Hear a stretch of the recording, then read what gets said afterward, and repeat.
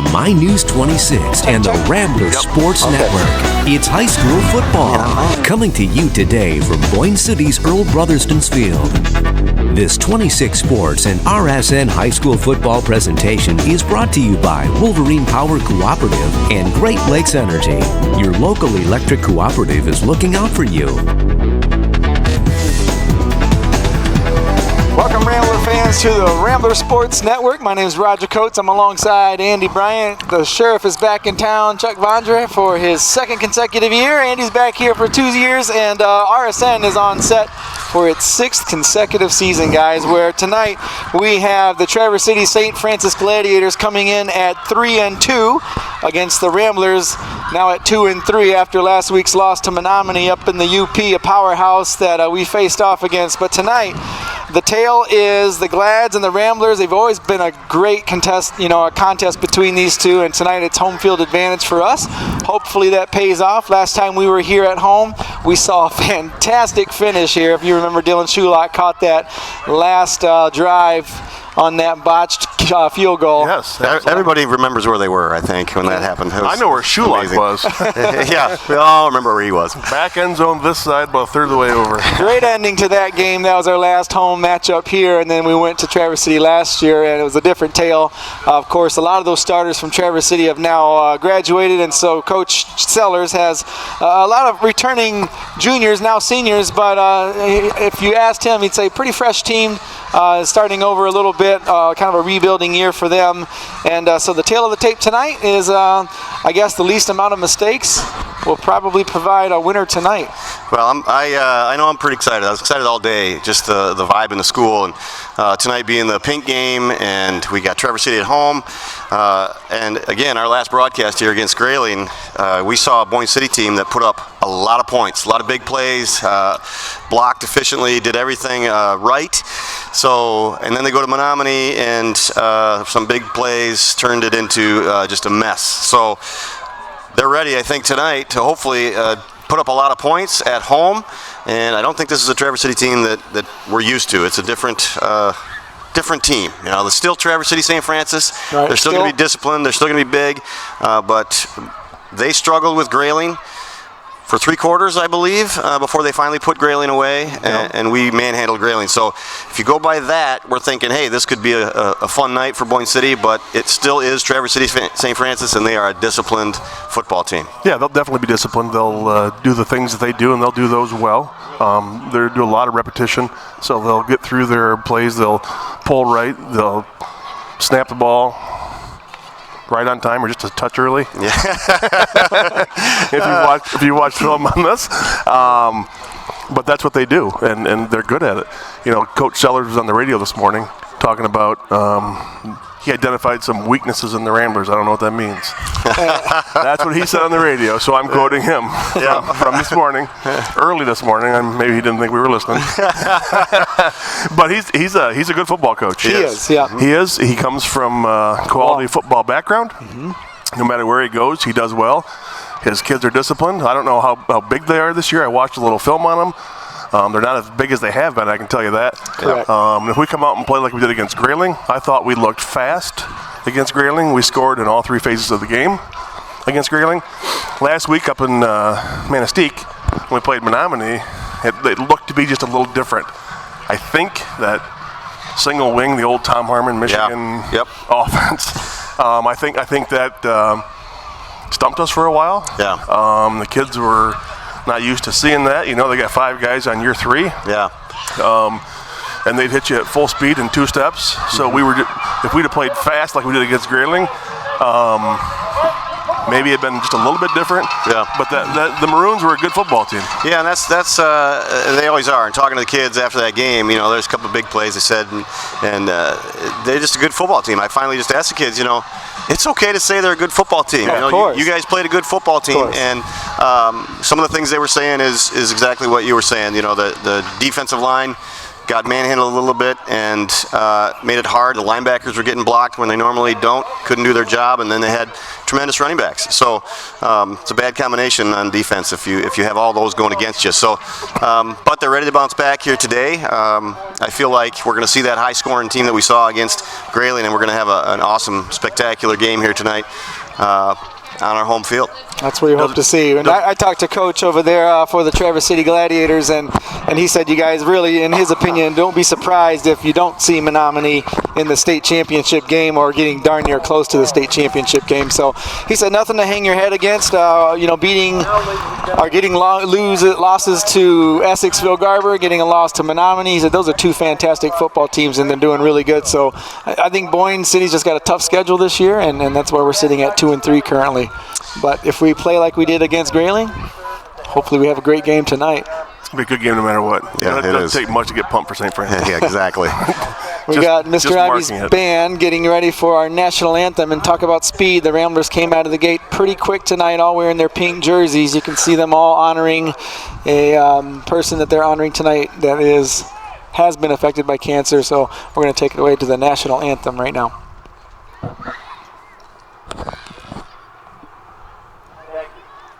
Now, ladies and gentlemen, please remain standing as the Boyne City High School Marching Band plays our national anthem.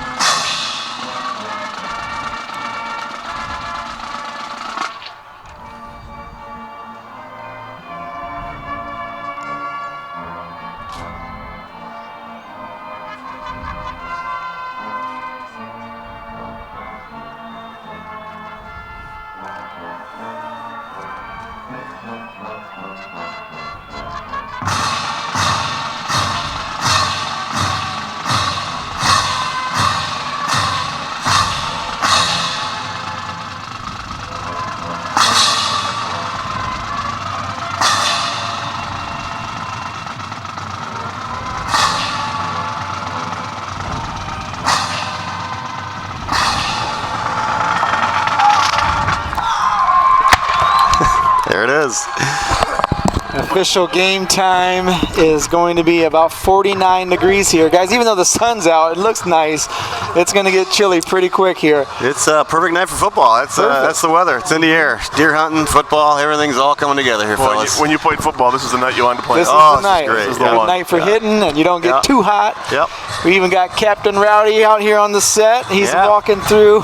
Carrying all his the pink towel, he's ready to go. Yep. Rambler Rowdies are getting rowdy. Well, tonight, all of our proceeds that will benefit from the donations coming in for our Cancer Crusader game will go to our local Cancer Crusaders mission to support individuals and families that have been emotionally, physically, and even financially entangled with a cancer diagnosis. So we'll see tonight on the back of jerseys, not the original names of the players wearing their numbers, but you're going to see someone that they are honoring tonight. So we'll do our best to call out some of those family members and the players that are honoring those people tonight. We've got over 50 players, guys, 50 players. We've got band members, we have cheerleaders, the flag corps, all wearing something pink tonight in honor of someone. It's amazing how many people have been touched by this. Yep. By just the affliction. Mm-hmm. But it's a good cause, and our kids are glad to do it, which makes them better human beings. So it's a good thing. Special note for me, I got Jacob Alger in my class, and he wore his sister's name on the back of his jersey today. And I remember having Kaylee in 4th grade when she was going through that, and watching him tell the story was pretty tough to watch. Yeah, she's doing good now, though. She's doing great. fantastic. She's 10 years cancer-free today. That's awesome. So that's something to celebrate. Yeah, I had totally forgotten about that until I saw him in class, saw that name, and oh man, relived all that. And we're underway. Good pursuit by the Glads there. Yeah, 23 Sterling Holcomb. As you said, Andy, good pursuit. First guy down here, wraps up Bobby Hoth around the ankles.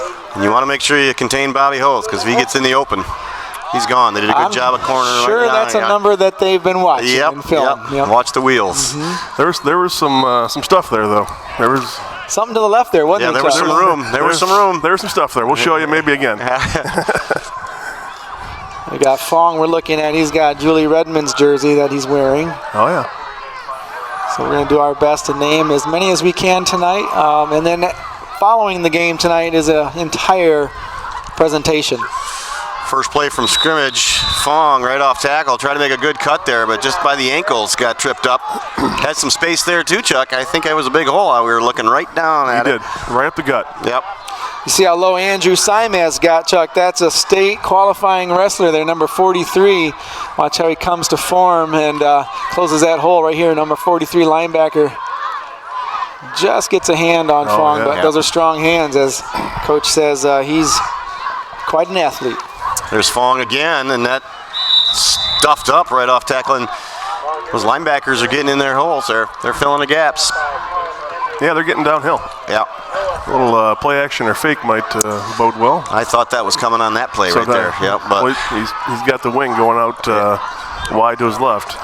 So we got 2 running plays in a row, netting just 2 yards, and right now we're going to take it out to Jillian Kane standing on the sidelines right after this 3rd down and 8 play from the Ramblers.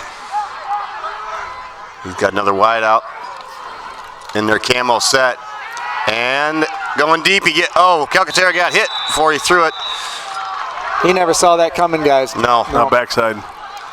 A slow developing play right there, and to pass that ball, and that's hard. I know that hurts. He had his guy out there, Steinhoff on the right, that he was trying to get to, and it was there. If you look at the box, there's 11 guys inside that box for the Gladiators. He's a little shaken up too. I don't like the way Pete was going to the sideline there. I like the play though. A little play action. He had a little time to look downfield, but coming out of nowhere behind him.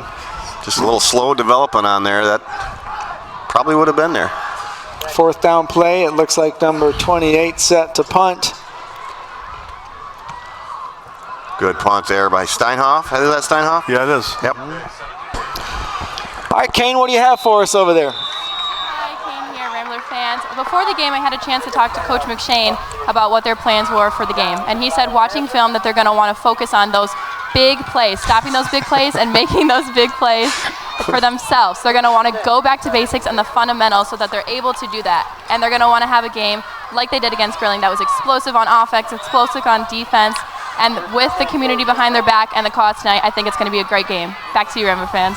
Thank you, Jillian. And yes, the big plays. We got to stop big plays here. We didn't come out like we did against Grayling on that first series. Let's see if we can stop the big plays here on defense. And there's a good chunk of yards for the Glads right away. That's not the start you wanted. Yep. Gladiator fans happy about that 9-yard pickup. They're over there. They turned out half a stadium over there. Yeah, they filled them up. Bleacher.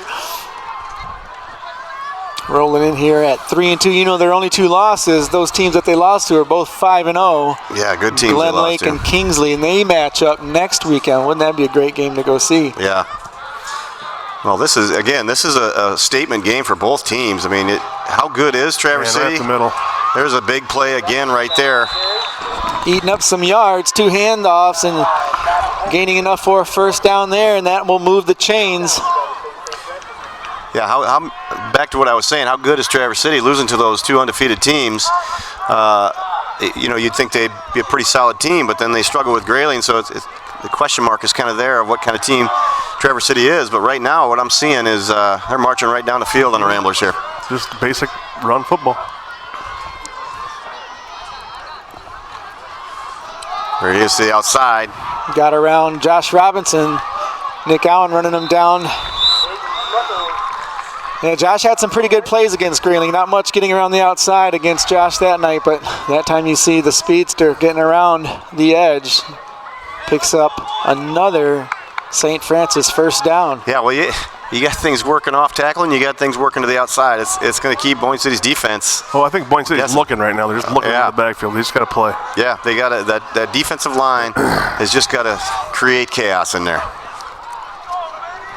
There's a little blitz by Robinson. He gets taken Counter out right away. backside. There we go. A little bit more flying to the ball there. You had Josh Robinson coming in on a blitz, I believe. Yeah, Nick Allen making the play out there on the outside, running him down, number 59. Yeah, you can see him coming in right there. He just wasn't going to that hole, but he did create a pile. Good job by Nick Allen. Well, 2nd and 7 from the 14 here. Right up the middle. Right up the middle, and they hard time getting him down. He's right there. They're on it. Gregoire had him wrapped up for a second, but standing tall, you know, he broke free through that tackle. You can see Gregoire had an arm on him, but got to get his shoulder in there too. Jacob, wrap him up, bring him down. We got a heavy dose of blitz here tonight so far. Yeah. 3rd down and about a half yard here on the 5-yard line. There it is again, right off tackle. Good swarm there. Still picked up a few. Got the 1st down. 1st and goal now for Traverse City. Yeah, great speed by Max Vondra getting to the play quickly, wrapping him up, and then Nick Allen to finish him off. I think they're going to pick up a 1st down there on that play.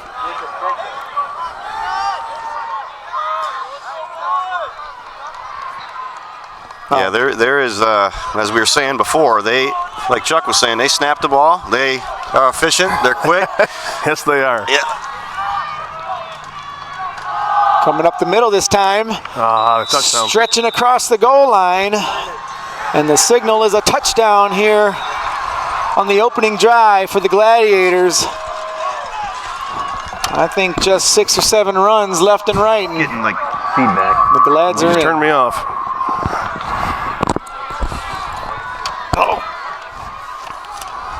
Well, not the start that Boyne City wanted, to have Traverse City march down the field and put the first 6 up on the board. There you go. Well, there you go. Hello. Andrew Bliss is going to There you go. attempt the extra point here. That one is up and good. 7-0 Traverse City.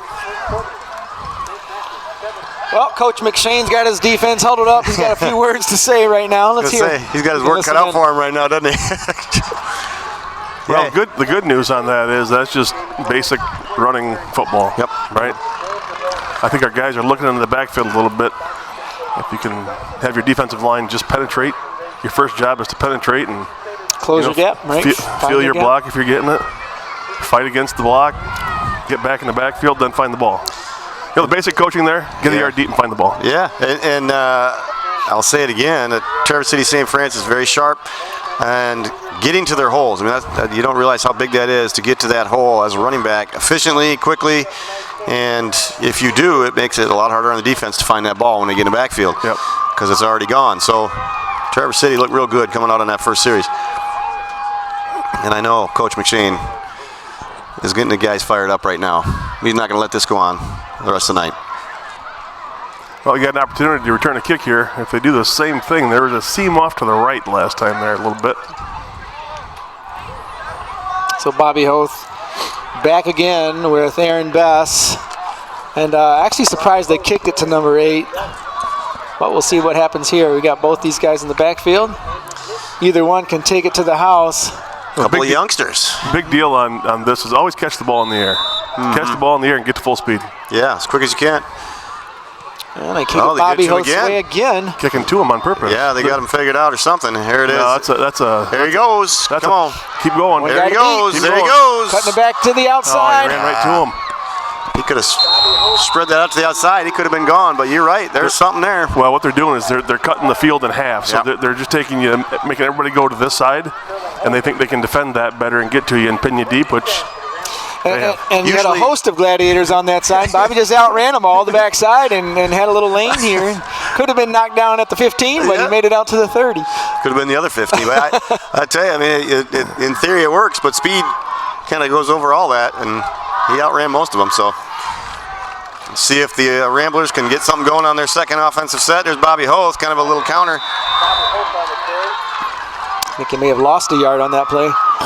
Just looks to me like the plays for the Ramblers right now are developing slowly. Slow, that's exactly right. Just not firing to the ball. I mean, that's a good play, but just slow motion. Yeah. Correction, guys. He did actually gain a yard on that play. Yeah, a little hesitation. You can sense it too, right? Even watching over here, there's just a little stutter step, little hesitation. They're not at full speed yet, but I tell you what, the crowd is quiet. There's Fong getting swarmed by a bunch of Glads, and this place is quiet. I mean, there's excitement coming in, and now it's dead quiet. So yeah, that's Andrew Simez again, number 43, the all-purpose linebacker. He's quite a player. Well, it looks like we're just not getting to him. Yeah, so far I haven't seen these guys making tackles. They're not getting blocked at all.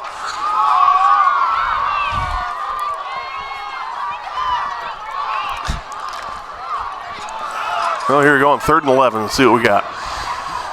Well, we might have to air it out here a little bit. I like our chances. Look at the guy on top of the sign-off. No, and Fong on his toes just leaned a little bit.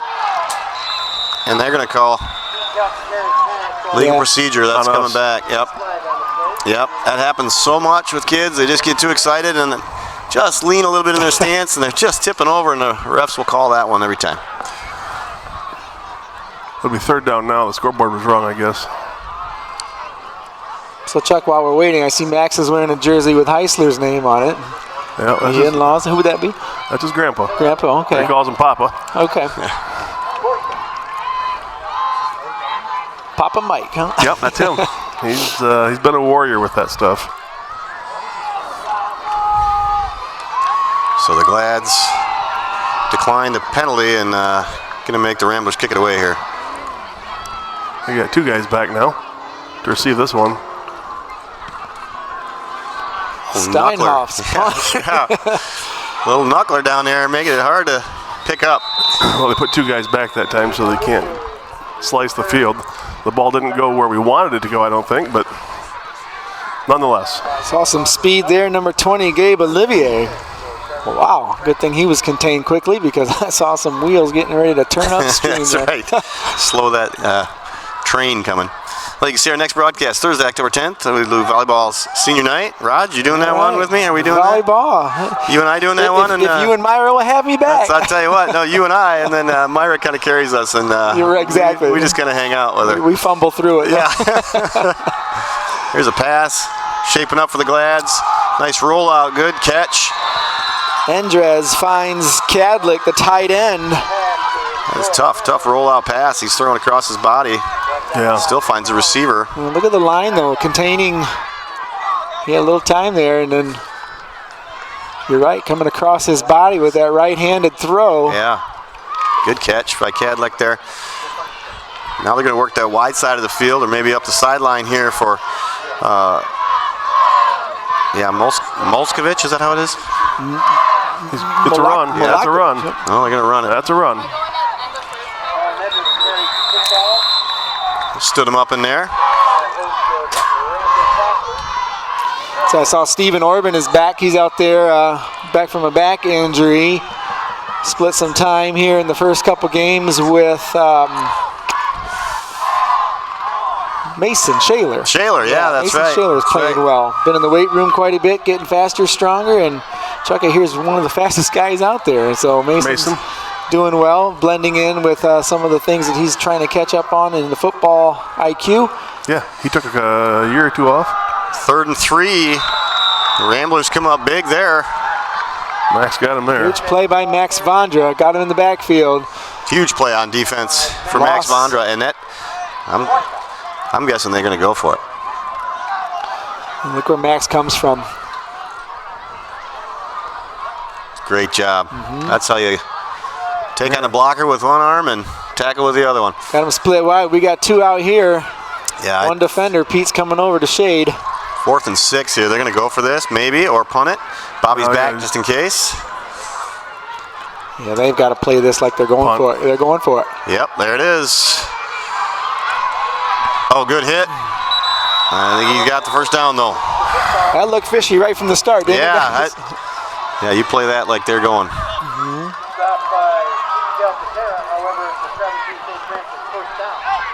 Man, right there. Yep, had him, but just missed him. Orban on the tackle. Looked like what Patrick Mahomes did to the Lions. You probably didn't watch that, Chuck. No, there's a bunch of people supposed to call me when that game was over. And they didn't get a hold of me. Yeah, we were supposed to tell you when the Lions won. It's close, though. It's close. I had the phone in my hand, but fourth quarter. It gets us every time. Yeah. Quick pass out. The side, good tackle there. That was a great open field tackle. Who's that? Is that Sean Little out there? Sean Little. Yep. You know, they're spreading you out a little bit here, but I got to believe that's to set up the run. Yeah, you can't forget that they're probably going to go right up the middle here pretty quick. Sean Little has gotten so much better in just 1 year. 1 year. I agree with you. The 1 year. speed, I mean, look at the commitment. That strength. Yep. Strength. He's got just everything, putting it all together and making plays like that, helping the Ramblers D. There it comes. There it is. Good pursuit. Job. Real good job. Bobby Hoth back there against number 12. That's playing that Rambler. Another loss on the play. Or what we call the Rambler, right? That's right. Yeah, he's got that backside. Not what? Yeah, I can say that's not what they wanted. Yeah, that was a broken play. That was supposed to come Boyne City side. Defense feeling good now. They are in a 3rd and 15.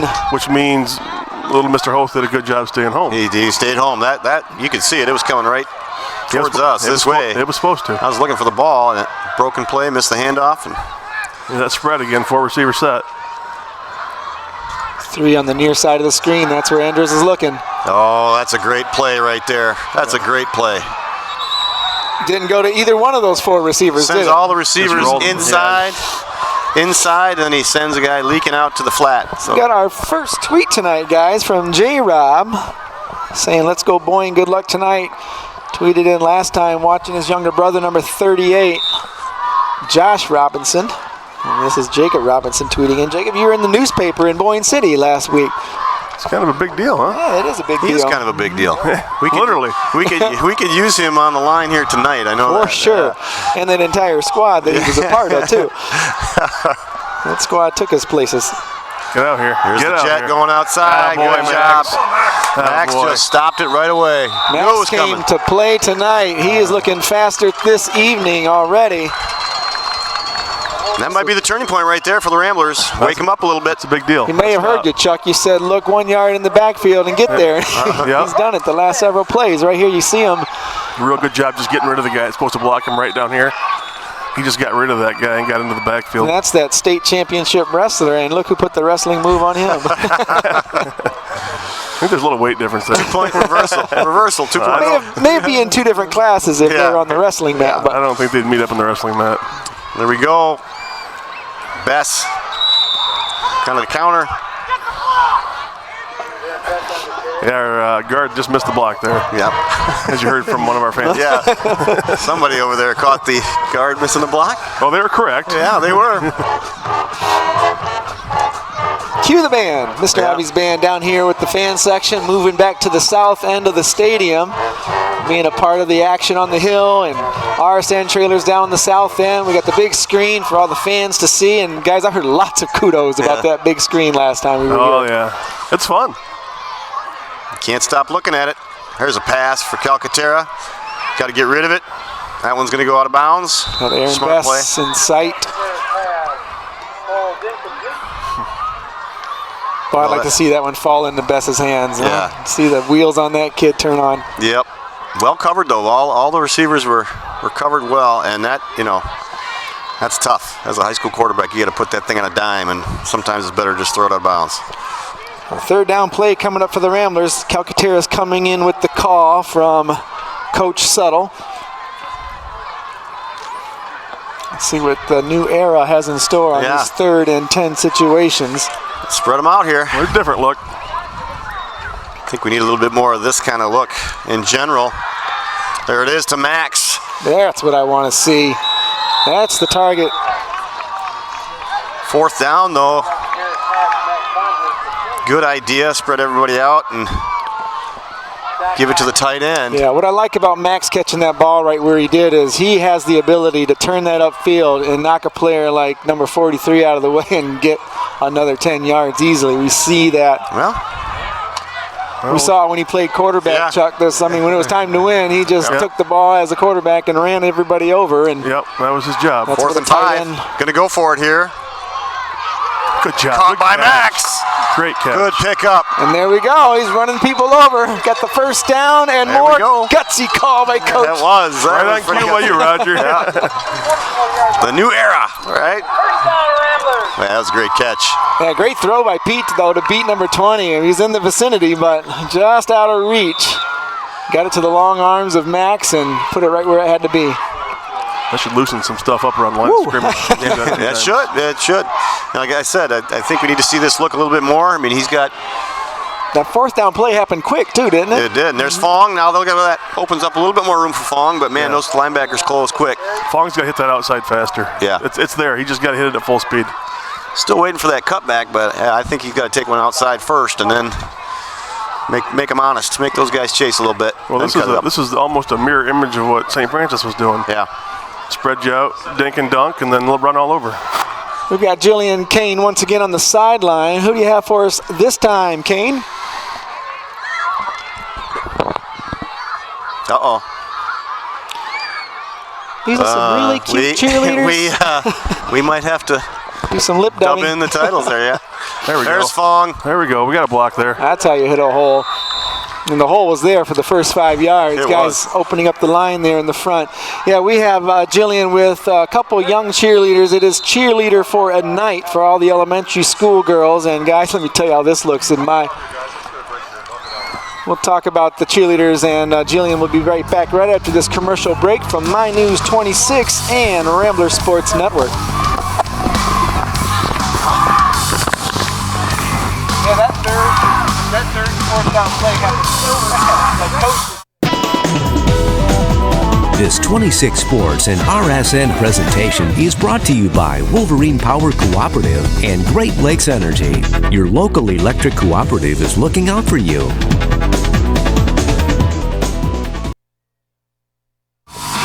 Welcome back, Rambler fans, where the Gladiators lead 7-0. We are wrapping up our first quarter, and coming up between our first and second quarter, we'll be honoring last year's state semifinal qualifying girls soccer team. Taylor and Jordan Noble on that team will be in our halftime hot seat coming up right after this quarter.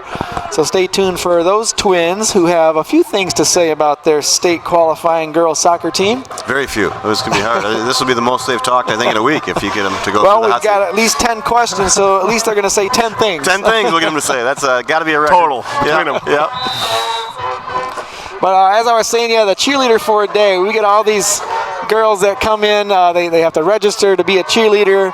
They go into the gym of the elementary school, and it is pandemonium. There you go. You got the Rambletron telling the Rambler Rowdies to make some noise. There They're you looking go. good tonight. Hopefully Ramblers get something to cheer about here on this drive. Now they're coming towards us, towards the truck, and have a good view of this drive, hopefully ending in the end zone right in front of us. Got Steinhoff out wide. There's a pitch. There we go. Good pursuit. Bobby Hoth doesn't get run down very often. Trying to get a number. I think that was 31 on the pursuit there from the Gladiators. That's Joey Donahue, the freshman. One of two freshmen on this team, guys. And you can see he's starting out there. A little confusion Oh, it's like in number the backfield. 3. Yeah. Again, not hitting it fast. That's a good play. Just needs to be run quicker. Right, yeah, right at him. Yep. Give Well, these here we go. guys- 4th and 5. Again, going for it. Yep, Coach Suttle, 2 Liking it. fourth down plays on the same drive here. The pass. He's going to go all the way to the end zone Coming here our for way to Steinhoff. He got it. He got it. Nice catch. Oh, my. Fantastic catch for Steinhoff. Guys, that setup, did you see his left arm Yes, got the distance and waited for the last possible second? He's just feeling for him. Just feeling it out, Check yeah. this out. This is This- beautiful. Is what Pete likes to go for. The height of Steinhoff is... But look where the ball's at. The ball's way up here, and Steinhoff's got like 2 feet to the ground right there. I mean, that's a perfectly thrown ball for your Yep. athlete right there. And Steinhoff can run and jump. Yep, that's That a was right basketball up. player throwing to a basketball player. Right up in the lights. It was beautiful from our Uh-oh. fumble. Ball's Fumble on the on the ground. Oh, no. Recovered by the It's out. Glads. Still out. It was still out. They called it quick. Traverse City with the ball. Yep, Traverse City ball. We're going to take a look at this replay. Handoff coming inside, guys, just off tackle. Goes to Fong Nguyen. He just got it. He has it there. Yeah, he just got it punched out by number 23. There it is on the ground. Rolled right at us. I can't. Aaron Best had a chance, but got He doesn't even know it's out, does he? Oh, man. Oh, it's deflating. Bad break for the Ramblers as they were looking to open this game up a little bit with a tie score, but in retrospect now, the Gladiators contain with a 1st and 10, starting at their 20-yard line. Yeah, out at the 20 because they recovered in the end zone. And That's Owen Mueller. flag on the play, though. You see what that was, Chuck? Might be a block in the back late. Yeah, or a hold. They threw it back towards where the hold would be. That's a hold. It is a holding call on the Gladiators. Well, okay, first play. Moving back towards us. That's good.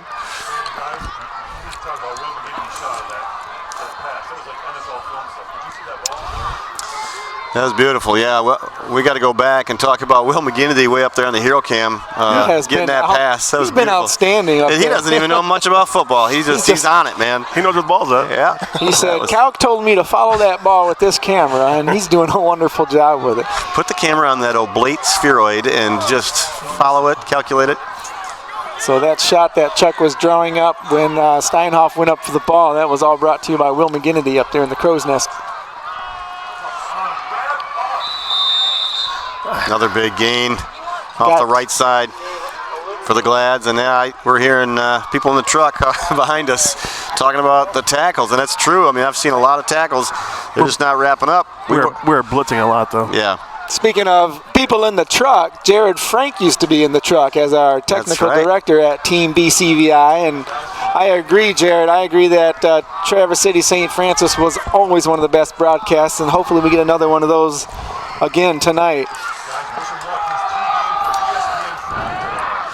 And Jared, we want to say congratulations first of all, and good luck tomorrow as you broadcast as technical director for ESPN. Wow, good for him. The game tomorrow. All started by Mr. Calcaterra. That's right. It happens all here at Team BCVI. Wow, Ball State. He's at Ball State in the it's on ESPN 3. ESPN 3. Wow, that's So if you turn on ESPN 3, he's technical directing that. Yeah, that's amazing. Awesome. That's a big thing for Ball State too. That's a big thing. Yeah, they get Jared Frank there. They get Jared Frank to TD their games. That's big. That's how big for lucky them. they are. They don't know how lucky they are. Absolutely. I mean, it all started right here at Team BCVI, folks. Yeah. This is an amazing thing. So, looking back there at Grace Knitter, guess where you might be, Grace, in a few years? Dun-dun-dun. Well, we ain't going to be anywhere without sound. We lost everything. Oh, there we are. Well, here we go. 2 receiver set. And they're in run. 12 Andres, he just takes it himself. Oh, got to wrap up. There it is.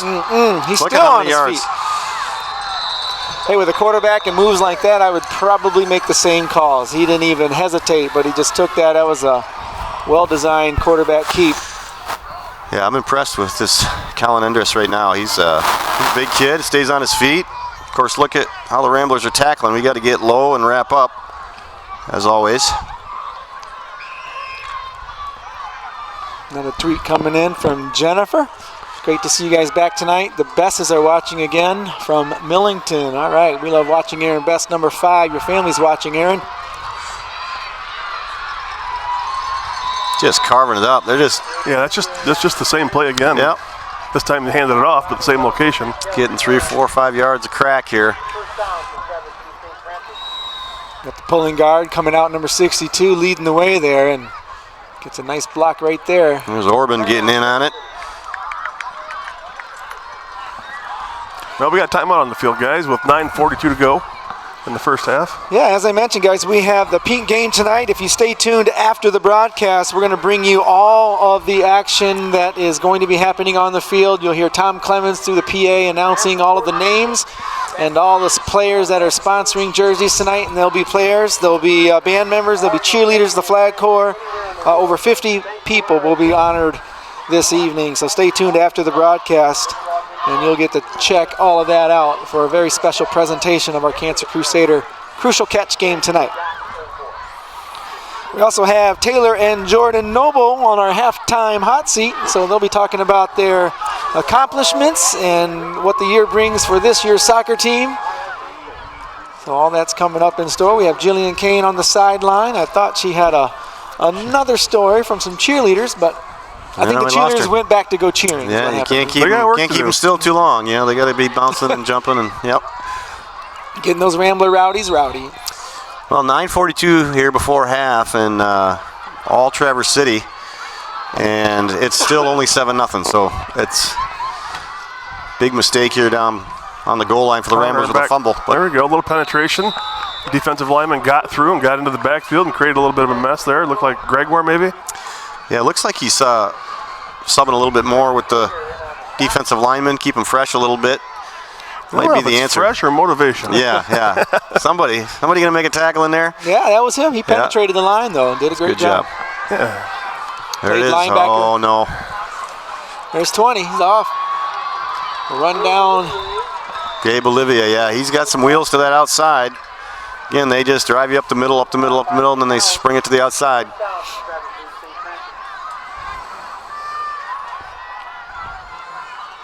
Olivier is just a sophomore guy, so we'll be calling that name for a couple more years.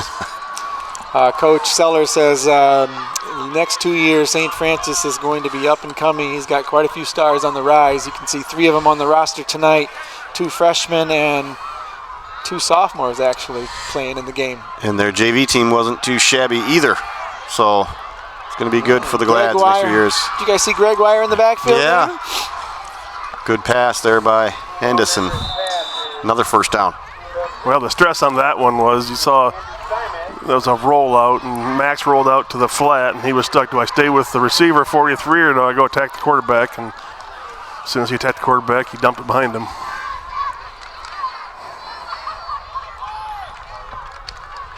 Yep. Traverse City always has good athletes. And a good game plan against the Boyne City Ramblers. We've got Corbin watching from Ohio. Thanks for tuning in, Corbin. Nice to hear from you. Got offsides there. Yeah, number 66 moves first. Hopefully.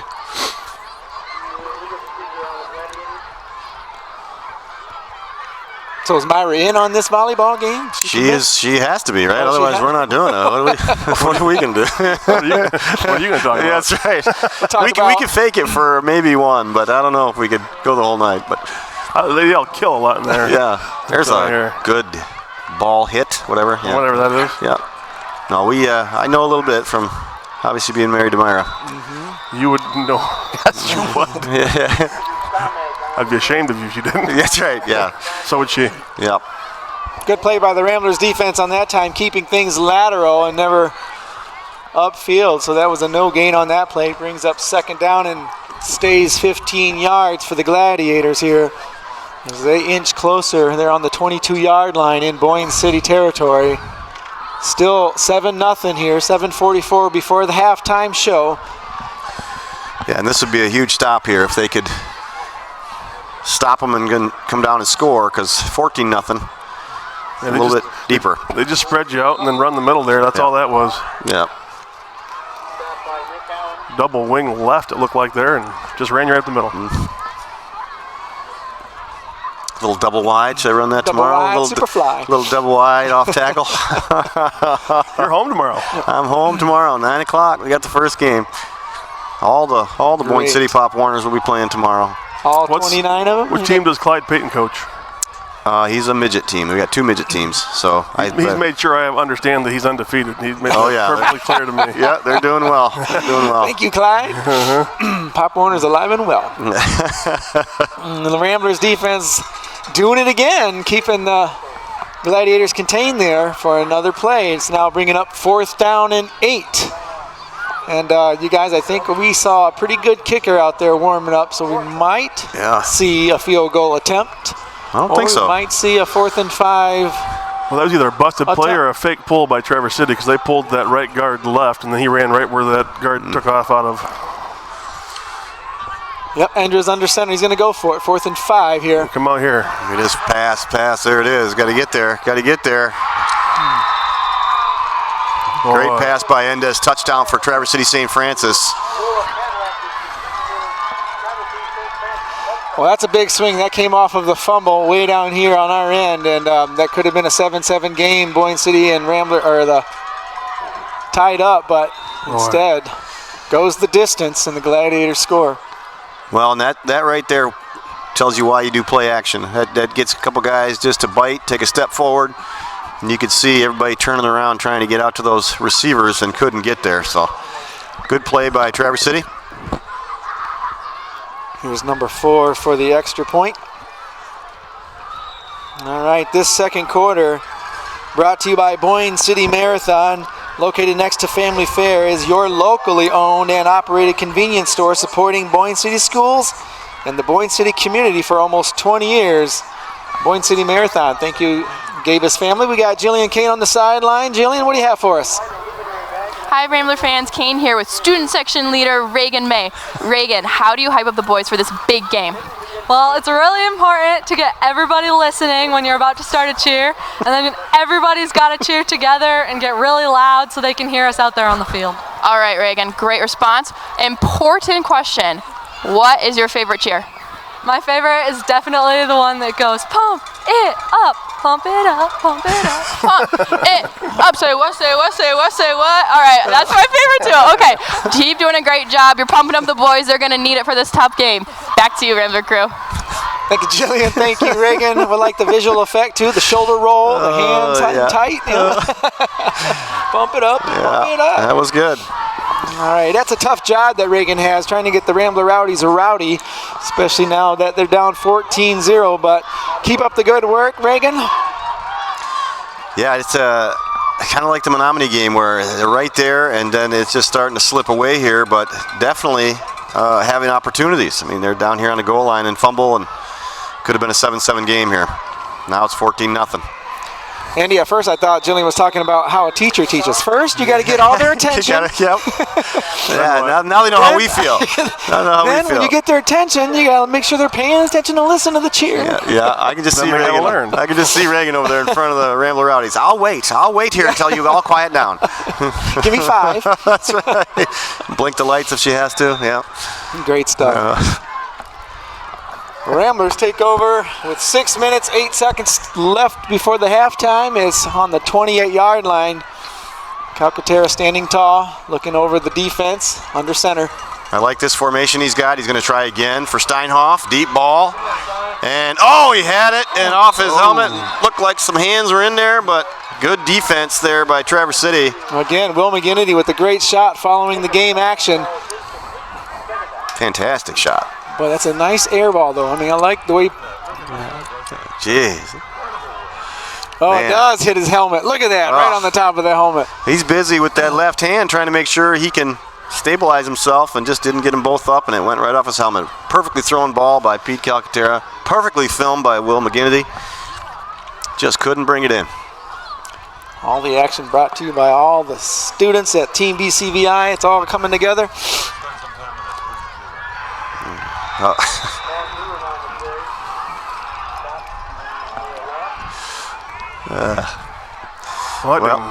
That didn't go how we wanted it, yes. 3rd and 10 now. Looking at this tweet coming in from Jay Wallen, 57.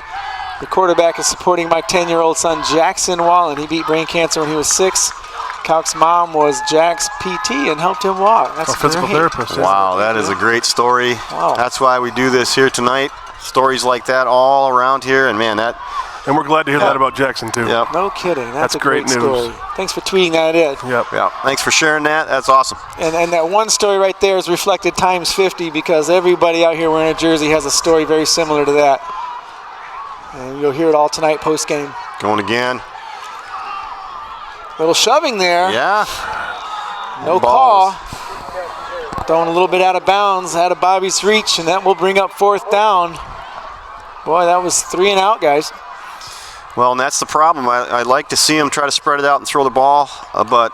Only 1 minute off the clock. Yeah, 3 incompletes, and now you're 4th down, and we didn't burn anything, and you're going to give the ball back to Traverse City with 5 minutes to go with another chance to score. But they should still keep throwing. I mean, I think they found something there with Steinhoff, but... Well, we've seen some success with the throws too. Yeah. So definitely something you don't want to abandon, but we also have great running team That's too. right. We got Bobby with the speed and we got Fong with the power, and hope to see that mix in a little bit with some catches by Max as well. And I think Pete connecting with Steinhoff is always exciting.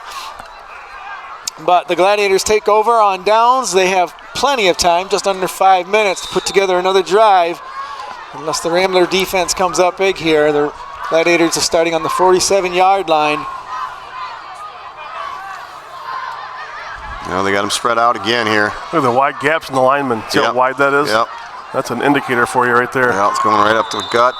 Their splits change. Right off tackle there to the right side. Yeah, the guard tackle split looked like 3 yards. 3 yards.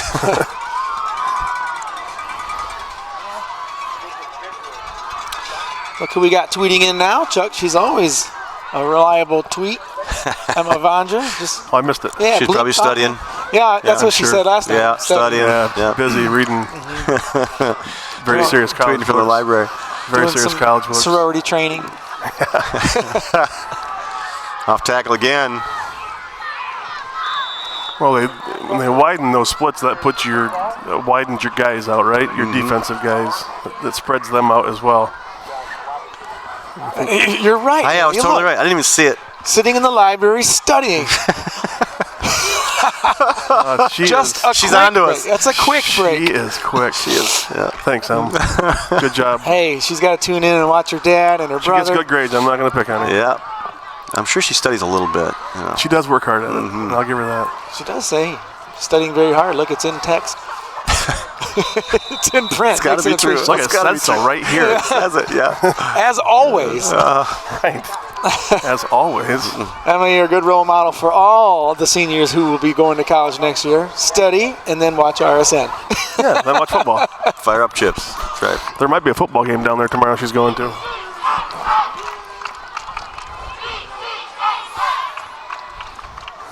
Well, 3:25 to go here before half. See if Boyne can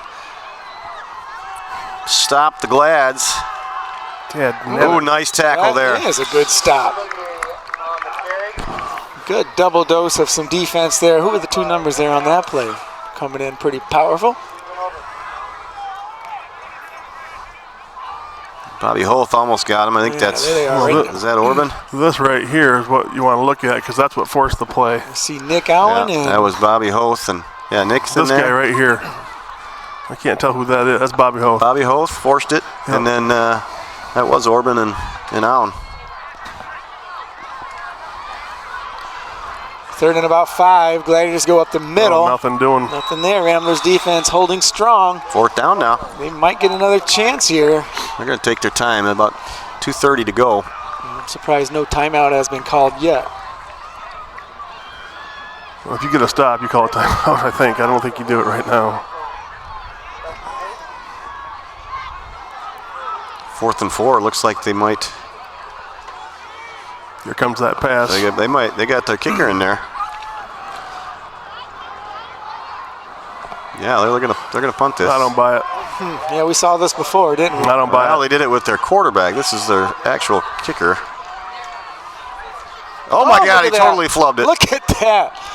Rambler's going to get great field position here. Max thought about it. Yeah, he thought about picking it up and running with it, but I tell you what, he's their place kicker, but might be a little rusty on the punting. But yeah, I was very shocked they decided to punt that. Yeah, I thought they'd have the quarterback back there. And Camilla Zip on a tweet, calling in or tweeting in. Let's go, Boyne! Thanks, Camilla. We sure miss your enthusiasm here on the set. Zippy.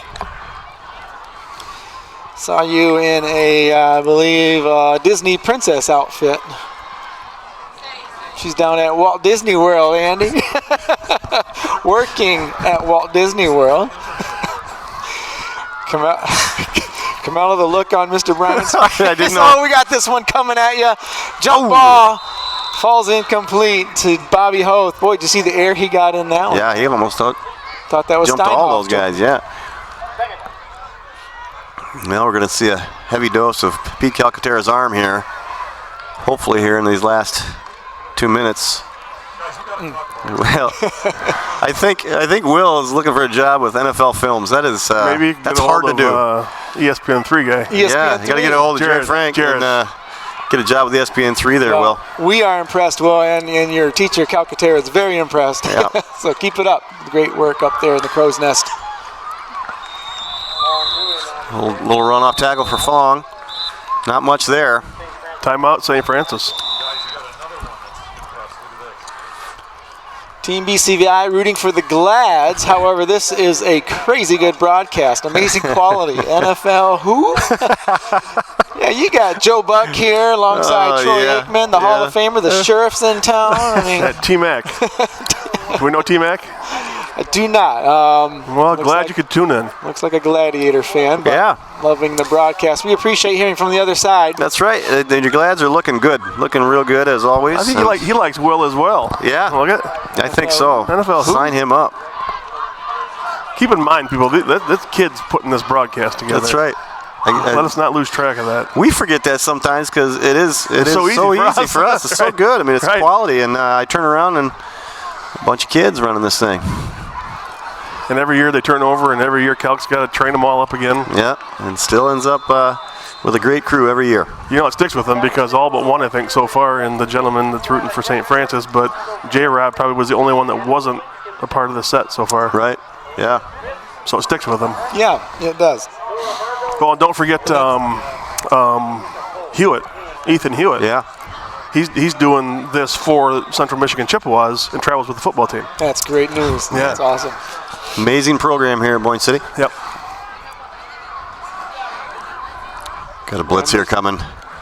Oh man. Stopped dead in his tracks in the backfield. A loss of 3 yards there. Well, giving the St. Francis Gladiators credit, they're Brady Buell's the punter at CMU as well. Starting punter Really, for him. Yep. Nice kid. This was blown up right from that blitz coming in and right in Bobby Holt's grill as soon as he got the ball. 31 there has made several great plays tonight. You can see the speed from Joey Donahue, the freshman again. Can't say that enough. I was very proud to. I think that's the difference here tonight, guys, is just the team speed. Yeah.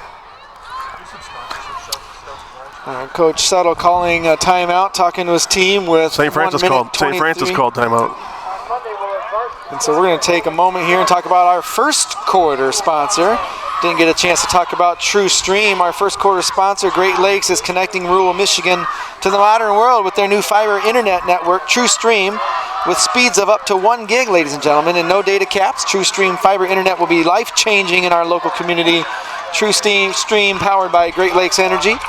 Our second quarter brought to you by the Boyne City Marathon. Visit Boyne City Marathon next to Family Fare for all your beverage, snacks, fuel, ice, and other convenience store needs. Great prices and quick, friendly service. Thank you, Boyne Marathon. Can attest to that, can't you, Caitlin? And brought to you by Cortez Flynn. Coming up in our third quarter, Cortez Flynn is one of Northern Michigan's largest independent insurance and financial firms. We are comprised of a team of professionals from various backgrounds and numerous years of experience. Looks like we're in punt formation here. They're in return. Steinhoff with a punt. Oh, little switcheroo. No, he keeps it. Number 3 going around the outside. He's got a lot of room over there. Finally. We did that same thing at my high school every time on a punt return. Seriously, we'd do that cross thing and they set the wall. Sometimes you'd hand it off to the guy, sometimes you wouldn't. So keep them guessing. That definitely was not. You see that wall they had lined up over here. And St. Francis still has 1:18 to work with. This half is dragging on for the Ramblers here. 14-0, still scoreless for the Ramblers. And Coach Suttle's walking at a little faster pace down there, guys. There's a quarterback keep right there. Another big sister watching her brother, Katie Hoth, tuning in on the bus ride home from Northwood. Go Boyne, and always rooting for baby brother Bobby. He's got a pink jersey on tonight, Katie. Northwood's not far. It's Midland. Midland, yeah. Just outside of Grand Rapids, is it? Midland? No, it's down by Clare. Bay City, Saginaw area. Okay, yeah. US 10. Quarterback back. Oh man, that's wide open. He's got room to go. Man, good little juke there. Still going. He went out of bounds, luckily. near the 10-yard line. Just 40 seconds left. And that's going to take him down to, Sean Little's got him out of bounds, but they're down on about the 10, 11-yard line. We have our WB Builders halftime hot seat coming up at halftime. So please stay tuned, ladies and gentlemen. We have two very special players from the Boyne girls soccer team. Taylor and Jordan Noble will be on the set. We'll be asking them there's some Jordan questions. Noble right there, huh? I think they're Green Bay Packer fans. I think that's what their dad told me. Did he make him that way? He forgot to call me last Sunday. You just rubbing that in. Yeah. They normally call me when Green Bay loses. Let's pass. Pass here from Endis. Smart throws it out of bounds. Takes a hit. Big number 12 out there. He was just going to throw that one out of bounds. Steinoff got him. Look at the way he's carrying that ball, though, guys. Yeah. Well, the formation on that was pure run because there was 11 guys right there at the line of scrimmage. So they're trying to, I think, sneak one out. And yeah, he was well covered. Good play by Endres. Throw that away. We've got 12 seconds left here. 3rd and 7. Okay. Big stop for the Ramblers here. Big play, yep.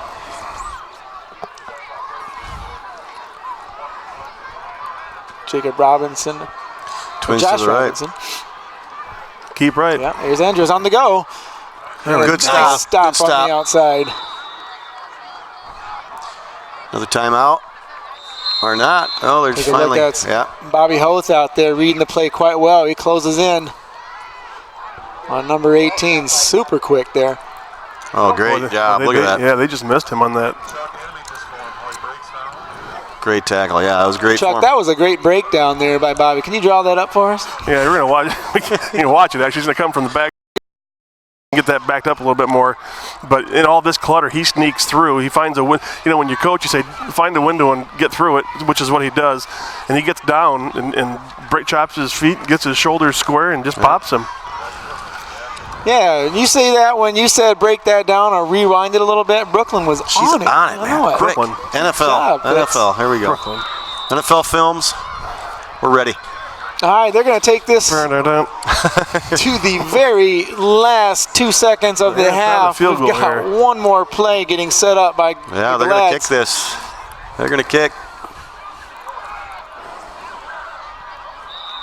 And it's in. It's That good. is Good kicker. Yep. Redeemed himself from that punt. Well, ladies and gentlemen, you're watching the Rambler Sports Network alongside with My News 26. We're going to bump it out real quick, but don't go too far. We have the halftime hot seat brought to you by WB Builders coming up right after this break.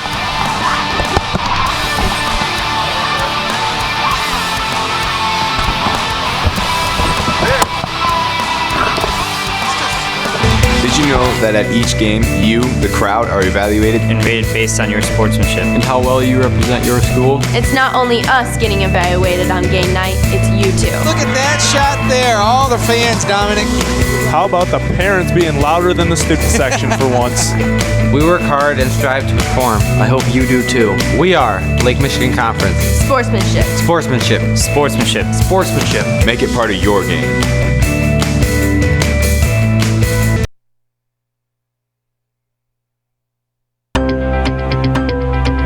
Why am I proud to be a Rambler? Why am I proud to be a Rambler? Why am I proud to be a Rambler? Why am I proud to be a Rambler? I'm proud to be a Rambler because of the endless community support the school receives. Whether it be a Friday night in the stands at a football game or a Friday night in the bleachers at a basketball game, the community shows endless support for this school. My name is Max Fonder and I play football and basketball here at Boyne City High School.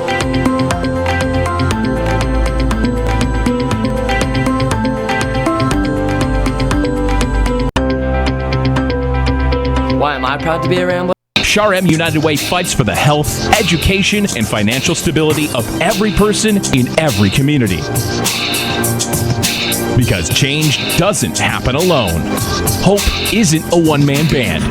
And there's no such thing as self-taught or self-made. We have one life. To live better, we must live United. Sharem United Way.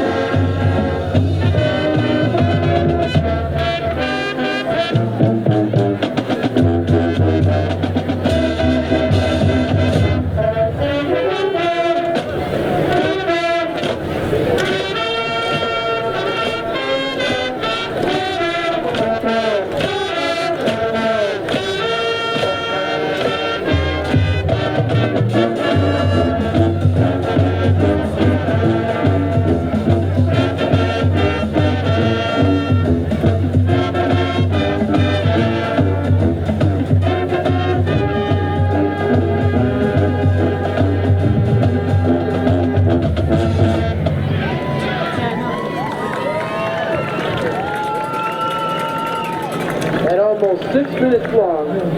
This 1975 Freddie Mercury creation was never supposed to hit the radio, but it did, and became one of the best-selling singles of all time.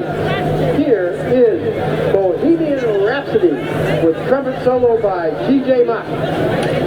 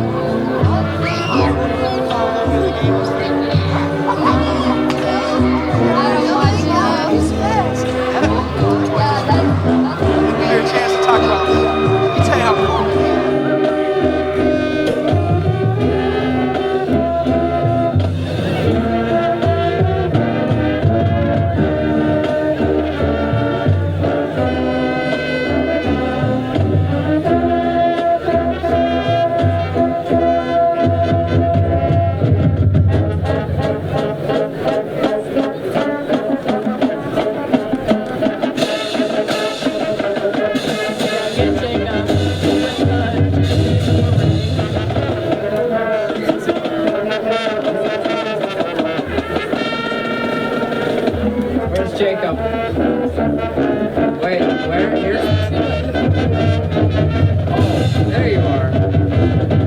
Wait, what? Jersey. Oh, sorry.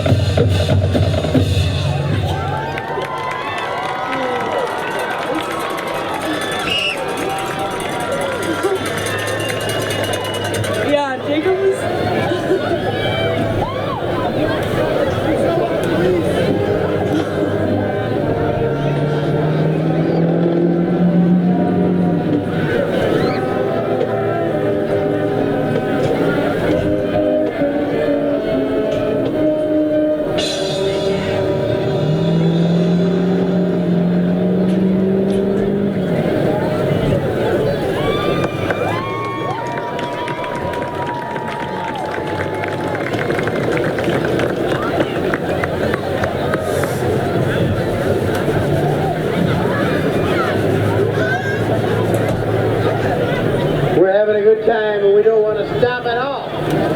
From Queen's 1978 album entitled Jazz, the Rambler Marching Band closes tonight's performance with Don't Stop Me Now.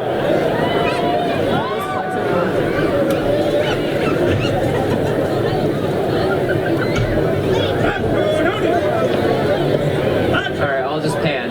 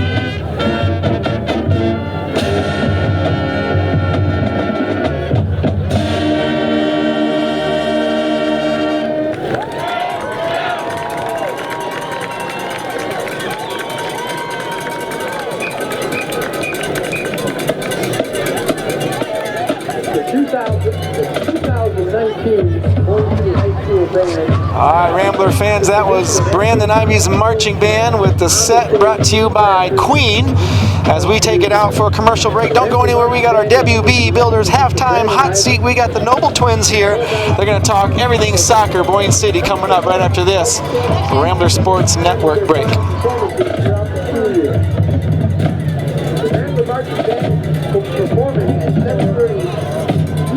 In our family, we all use electricity differently. When it comes to our Touchstone Energy Cooperative, we all think about it the same way. Because our co-op is power. Sure, electricity turns the lights on. But power is the information that we get from our co-op about efficiency, safety, technology. We trust the co-op. They're our neighbors, our friends, our home.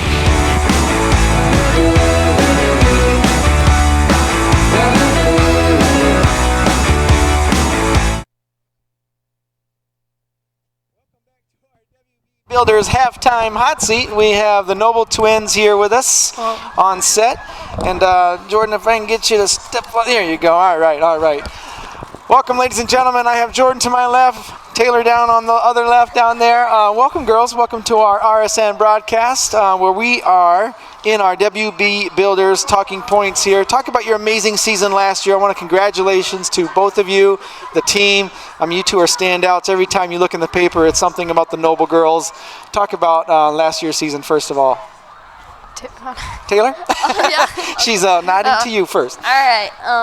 Our team last year was amazing, and it was a really fun experience. Like, we came together as a family, and every game we got so hyped before, but we were always focused. When we took the field, we were focused. But it was a lot of fun to play with every single one of them. That's a great mix. When you have fun with the team, you said the word family. That's so critical. The chemistry's in there, and then it's time to focus. All right, Jordan, we're going to get this a little closer to you. All right, we're getting the cues from Aiden Bream in there for sound. And Jordan, talk a little bit about your thoughts on last year's season and how it came to an end, losing some players, and then looking to focus on this year. What do you guys have? We lost a lot of great players, but we're also gaining a lot of new ones. So it should be a lot like last year. So a couple seniors that you lost last year. Who's stepping up to fill those shoes this year? There's a lot of incoming freshmen that are really great, and they've been playing together for a while, so they're going to be a huge help.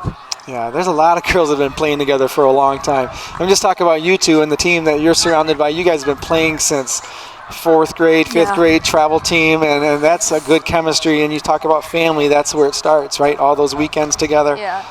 Outlook on this year, what do you guys think down the road, going closer to the playoff season? Got another chance? Oh, yeah. Yeah? Is that the focus all the way to the end? All the way to state. Great, because you were one game short last year, and the goal this year has to be getting there, right? Yeah. Yep.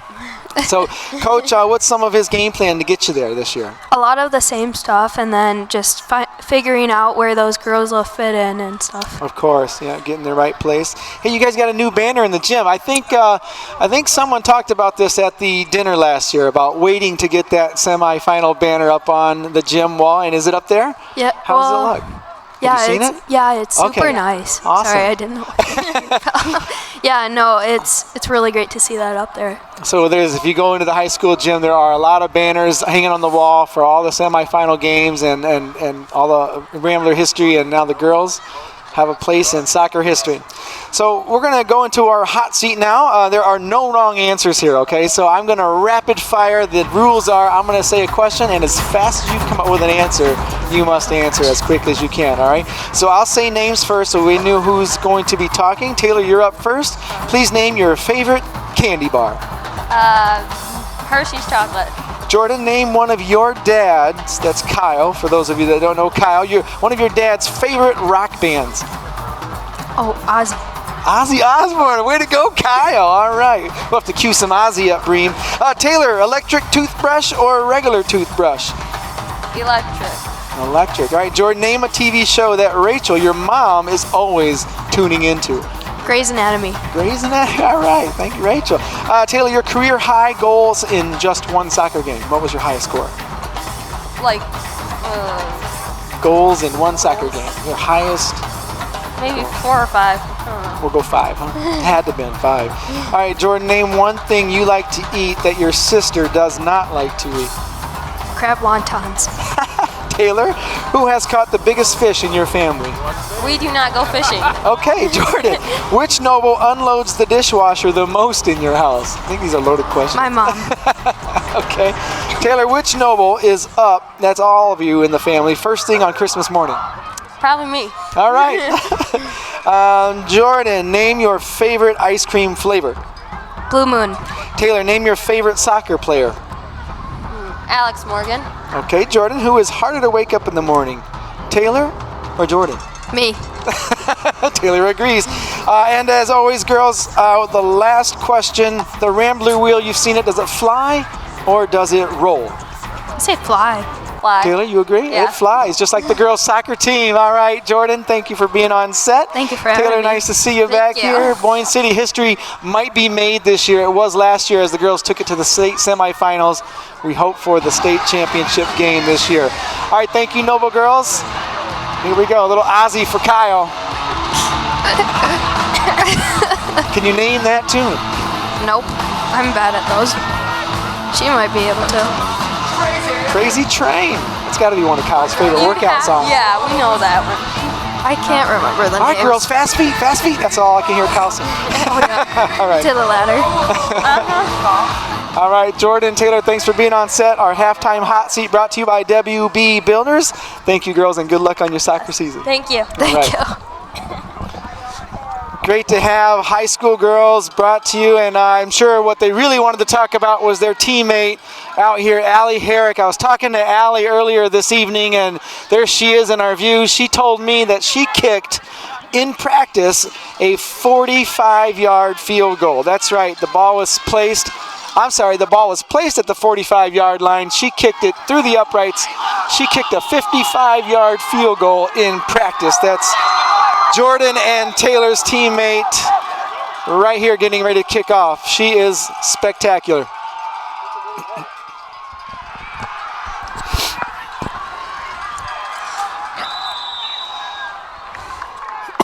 Well, the Gladiators will take over on downs. They ended the first half with a field goal, extending their lead 17-0, and they will continue with a third quarter opening drive. Hopefully, Ramblers come out with an answer to their run game.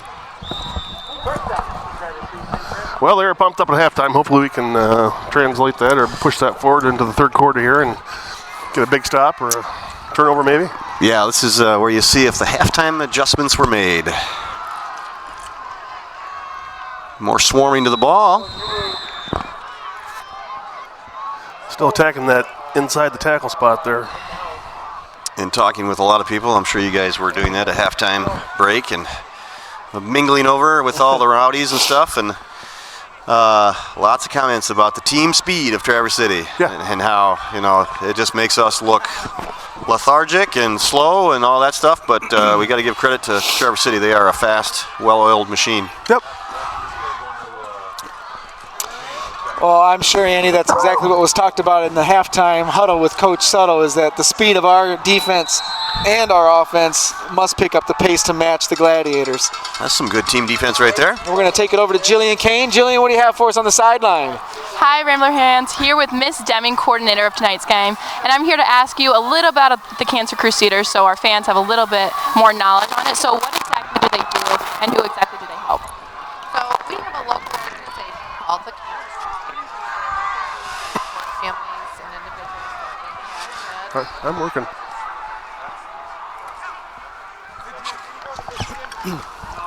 Hey, you still got background music bumping. Good play there, but flag down on a play. Did you see the halo above Mrs. Deming's head there? Yeah, I see that. I mean, that's just reminiscent of all the work that she's put together, getting this together, the pink out game. And then that's really a reflection of Michelle Deming over there. Just all the work she's done to put all of this together for years now.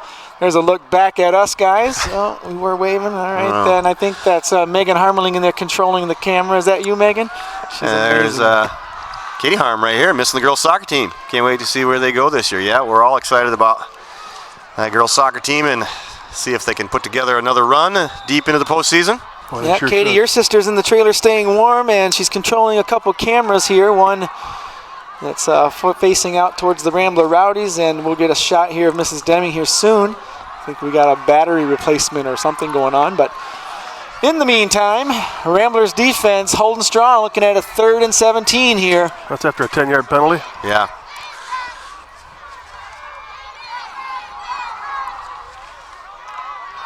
There's a keeper there by the quarterback. Oh, good job. Yeah, good. Well, and I think... And that's a change in quarterback, isn't it? Yeah, at halftime, that's another thing. I was talking to some people, and they said that Endis, their quarterback, hurt his shoulder. Might have popped or something, and so that's why you're not seeing him out on the field. It's going to slow down that Traverse City offense a little bit, putting another quarterback in there. Let's see a number 18. Anthony Piedmont. Yeah, Piedmont in there now. Actually, now we have a punter in there, and he's... That's going to go Boyne City's way. Just crossing the 50-yard line. Yeah. Ramblers will have good field position to start this opening second quarter. Well, it's kind of how the first half started with kind of a little field flop there, so hopefully this will have the same kind of success. You want to hit this tweet there, Ian? Broadcasting Rambletron looks amazing. Keep up the good work, Roger Dale. Yeah, that's leaking out the middle name to the entire community. Is that what that is? I figured there was something there. Roger Dale. Roger Dale. A little RD going here, yeah. RD Coates. First time the middle name's been mentioned. Oh, man. It's like Cosmo Kramer here. Yep. Nothing going on that handoff. Second down play handoff is stopped short. Just nothing in there. That hole was not open. Yeah, we pulled the guard, and he got beat to the hole by the halfback, it looked like. Boyne City 2-3, and that should be Traverse City St. Francis. They're coming in at 3-2. And Pete drops back to pass. He's got pressure quick. Throws one into the ground a little low, and that one hit the ground. Looked like he had it, but tough catch there for Max, but it hit the ground first. And the fans in the Ramblertron stand will get a chance to peek at this again. But look at the pressure. Untouched is number 7. Pete just getting away.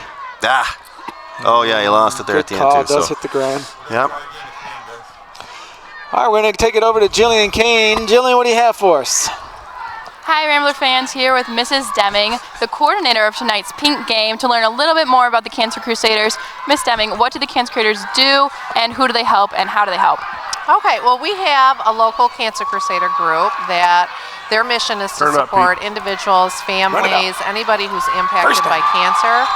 And sometimes it's in the form of a gas card, sometimes it's knitting a blanket so they can use during their chemotherapy treatments. They're just people who really understand the need to support individuals who are impacted by this disease. Well, that sounds like a great cause to support such a great game against St. Francis. Thank you, Mrs. Deming, and back to you, Rambler fans. Thank you, Kane. Thank you, Mrs. Deming, for all of your hard work over the years putting this together. Well, just good effort by Pete there. Yeah, that was a great first down run. Keep the Ramblers in business here on this drive. Bobby Hoth. Got a little room there, picked up about 5 yards, and we got another tweet coming in from Lisa Zip. Thanks for showing the band show for a sick mom at home. Wasn't that drum break at the end of Bohemian fantastic? I agree, Lisa, that was. That little breakdown is pretty cool. I saw some hair going back and forth. I just got word that was, I think that little drum part was written by some of the band members, and we are going to have them on RSN during the homecoming game. So we're going to talk to them about that whole little breakdown part. Really cool. This nice play here. That one, another first down. Bobby, a little frustrated. He could have took it to the house there. That was Aaron Bess. That was a little faster that time. Yeah, Bess's family's watching on RSN. Millington takes the jet up. That's a great cut. Good block by the line there. Right there. That's why he's hitting the ground. He could have been gone right there. I think he just barely gets touched by 20 there and just tripped him up right here. You can see it. Otherwise, he's gone. Max had a good block out front. Fantastic job, Brooklyn Fitzpatrick, on the replays.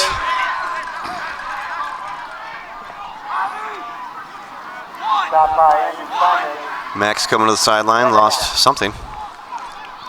One of his straps or tapes or buckles or Devices. something. Gizmos. Story of a teenage boy's life. That's right. Yeah.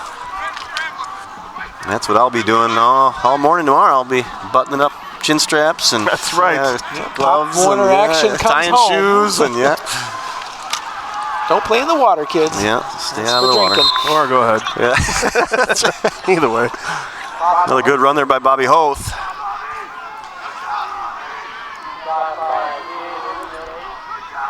I like that Good fake kick handoff out to here. Fong.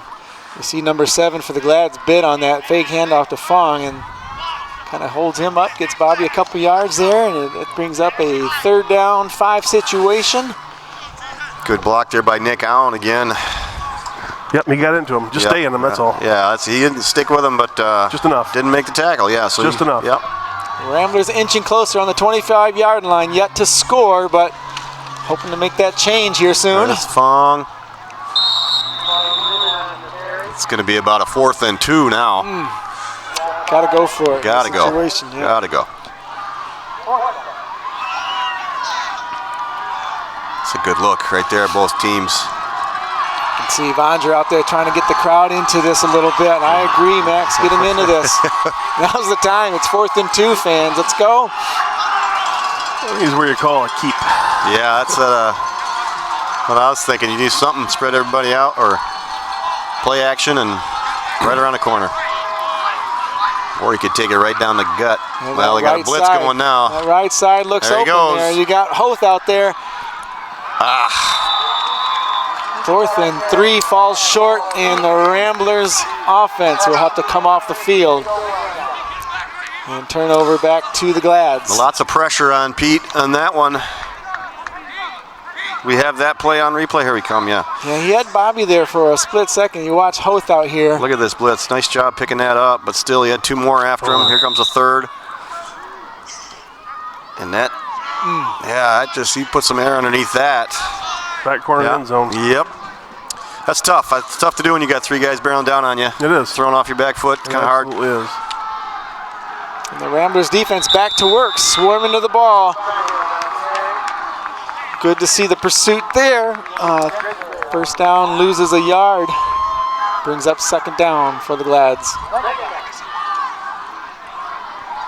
Yeah, their defense, points come out a little bit more intense here in the 2nd half.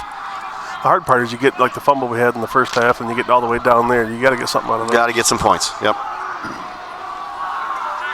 It's a mental battle if you come down there and you're empty-handed, going back on defense.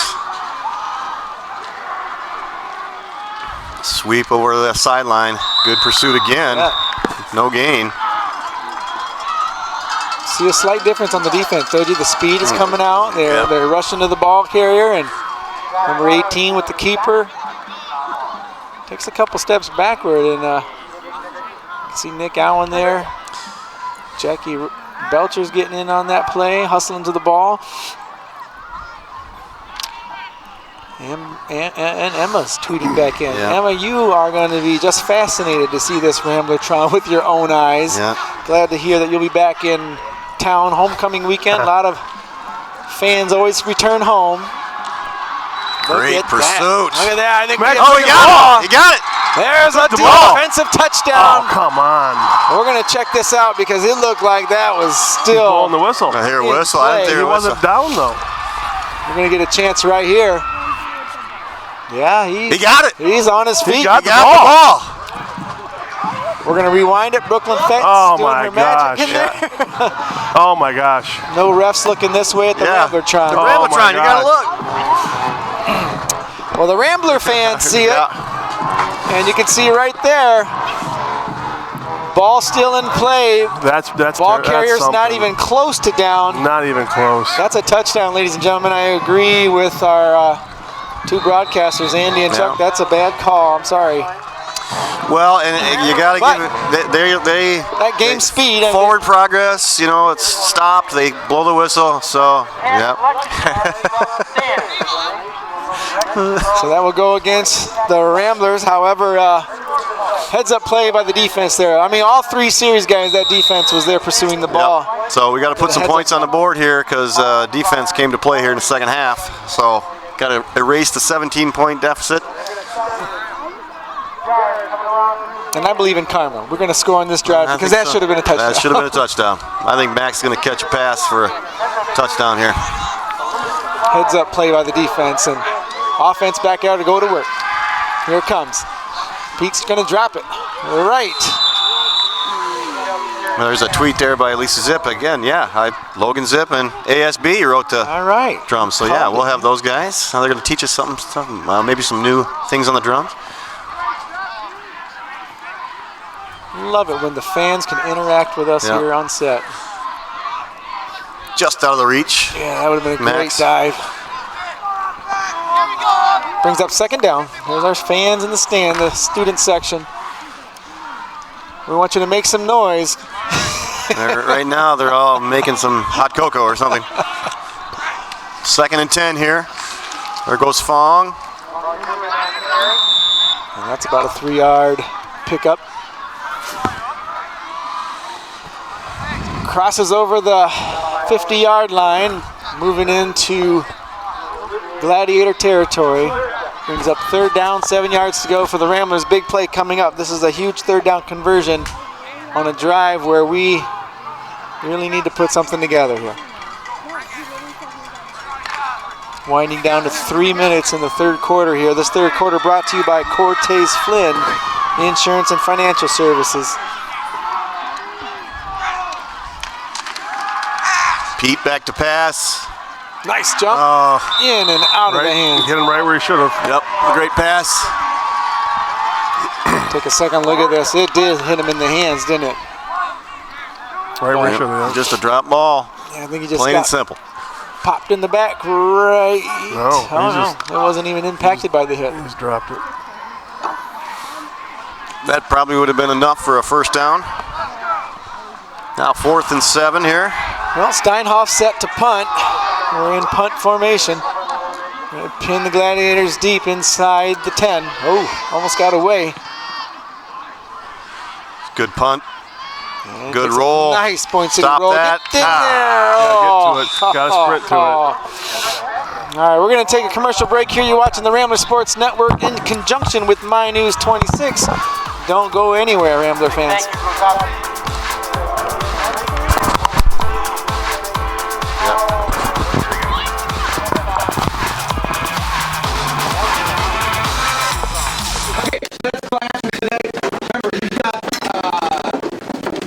You've got some worksheets too. Yeah, we get the finish line, Ames. 16.5. You got a couple quizzes. You have. Boy, back.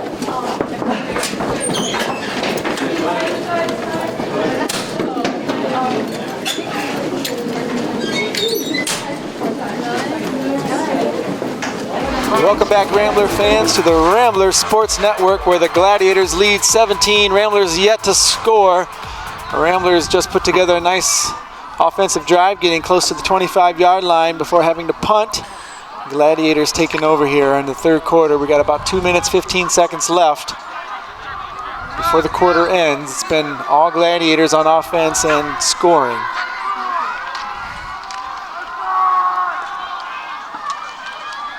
However, guys, this 3rd quarter has been a little bit different on the defensive side for the Ramblers, where they've been able to shut the run game down a little bit better than the first half. If you look at total net yards, I mean, we've changed the game a little bit here in this 3rd quarter as far as net yards go. Yeah, it's tough. I mean, the momentum defensively has shifted, and just struggling on the offensive end. The Ramblers are a couple drop balls away from tying up this game. Yeah, self-inflicted mistakes. Yep. Oh, got a flag on this play. I think we got a tweet from Terry Miner, watching from Northern Michigan University with Zach, Dom, Logan, and Max. Let's go, Boyne. Just talked to Terry today. Thanks, Terry, for the call.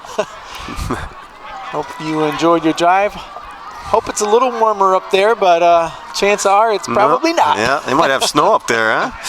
It's getting good place for it. Yeah. Getting close to about 45 degrees here in Boyne City. My toes are starting to get a little numb. You ride that mountain bike in tonight? Not tonight. All right. Not tonight. Had to go home and carry all the groceries in for tomorrow's tailgate down at Grand Valley. Oh, yeah. Kim's at home dressed up in Carry them in so you can carry them out? Yeah, exactly. Gonna head down and see the boys and see the Grand Valley Lakers play. That'll be fun. Just a naked sweep. The linebacker's got to come to that. Yeah, that's good pickup there by Piedmont, and just didn't flow quick enough.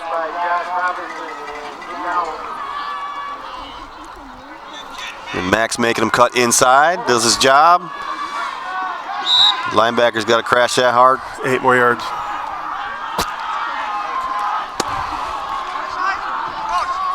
Got a 4th down play here for St. Francis. Looks like they're going for it. 4th one. This is dicey gutsy, here. Yeah, on the 29-yard line. Ramblers This defense. Is just dive football here, you think? Please come up big right now. I think so. Don't jump, don't jump.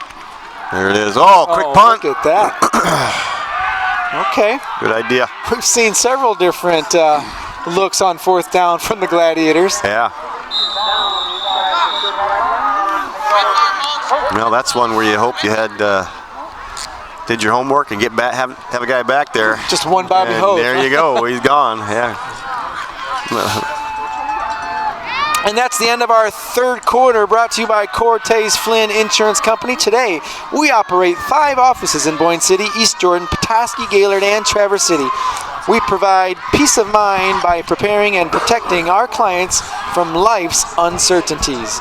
Also, our WB Builders Halftime Hot Seat, brought to you by WB Builders, proudly building in and for our community by employing locally, purchasing locally, and servicing locally for nearly 20 years.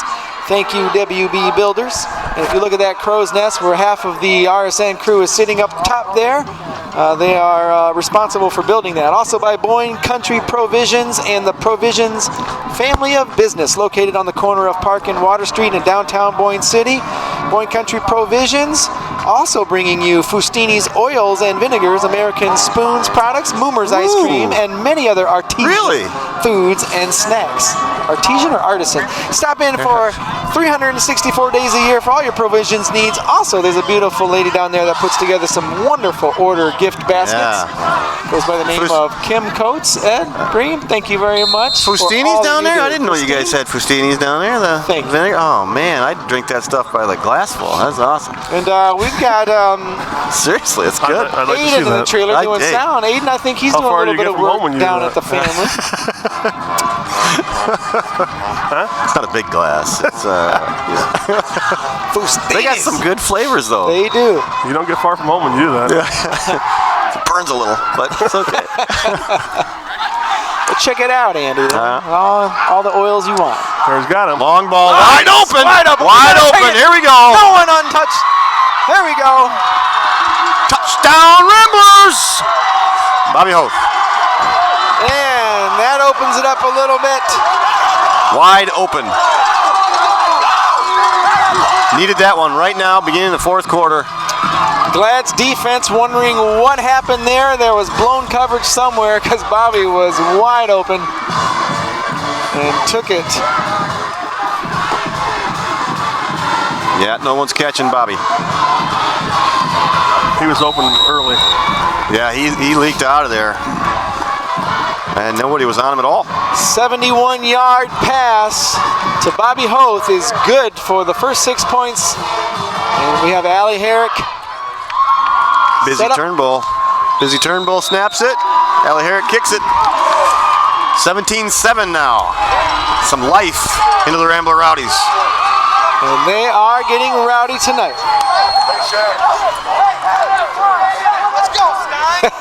Look at that. Great shot. What a pass. He caught that at the 45, ran the rest of the way.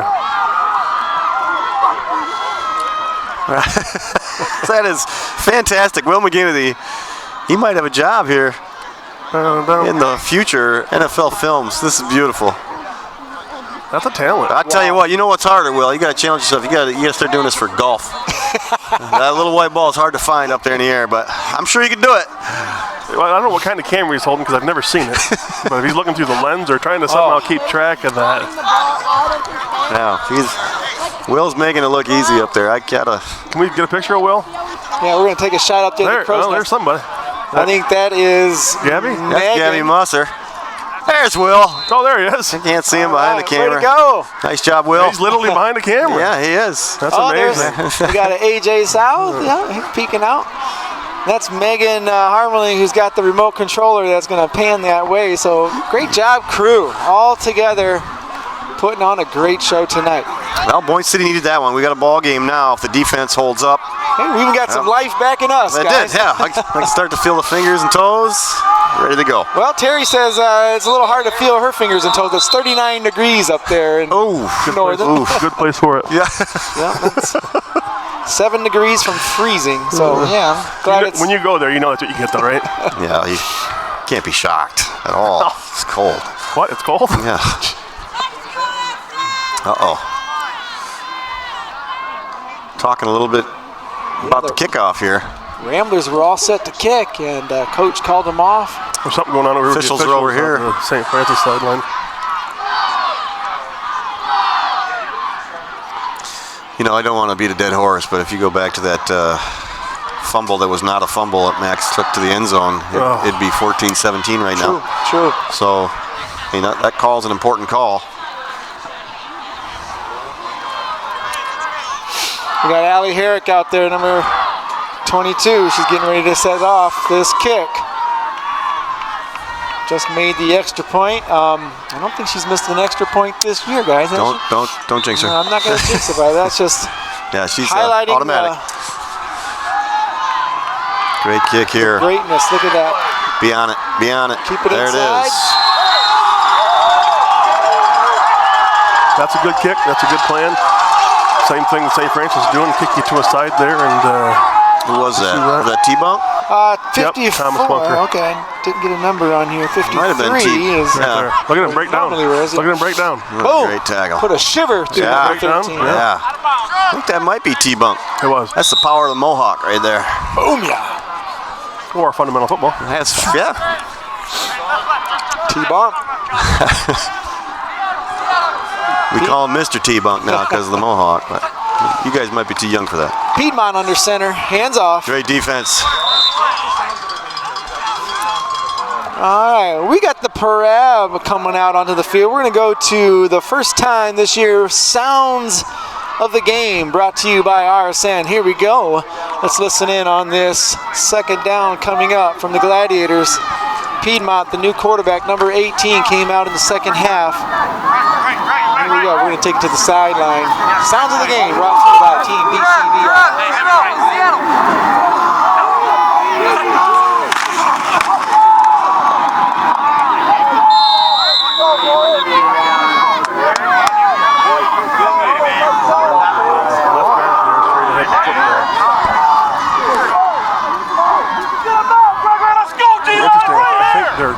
Quarterback going on has affected them a little bit. I think so. I think the offense isn't as snappy as they've been. Snappy or zippy? Zippy? Camilla Zippy? She can feel the energy out.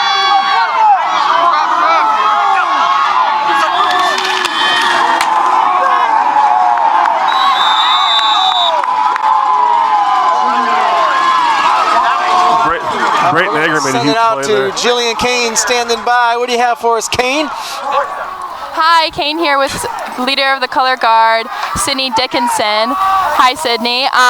We're here to flags and a little bit about them. So we and Bryant were talking before. They weren't just Rambler colors. So what do these colors actually? We picked different flags, colors that go with the show, and we were trying to figure out what colors. Okay, the mic. Mike's good. Keep Mike's talking. good. You're good. We got you. We were trying to figure out what colors would look good for Queen, and we originally thought black and red, but we have done black and red so many times, so we went with black and silver. And well, I can tell you the combination looks. Hey, that's Boyne City football. We were talking about before I interviewed you. We don't know if there are actually names for the moves that you guys do on the field. Are there names for those? And can you show us some and maybe tell us what they are? All right. All right, give us a little demonstration. Sydney going into action here. While she gets set up, Rambler fans, we had a fumble on the play, 3 flags for movement. That was a block punt. Block punt. Oh, okay. And I would imagine the Ramblers are going to Don't get the ball. It's our ball. Yep. Decline that penalty and take the ball right where it is on the 34-yard line. We'll go back to Jillian Kane here in a minute. We got live action going crazy here as they block punt, first down for the Ramblers here. And the Ramblers' momentum coming back to us. Here we go on the 34-yard line. The Ramblers are back in action here right now in the fourth quarter. Right now. Reverse to Rabess. He picks up a huge gain on that carry, taking a host of Gladiators, bringing him down.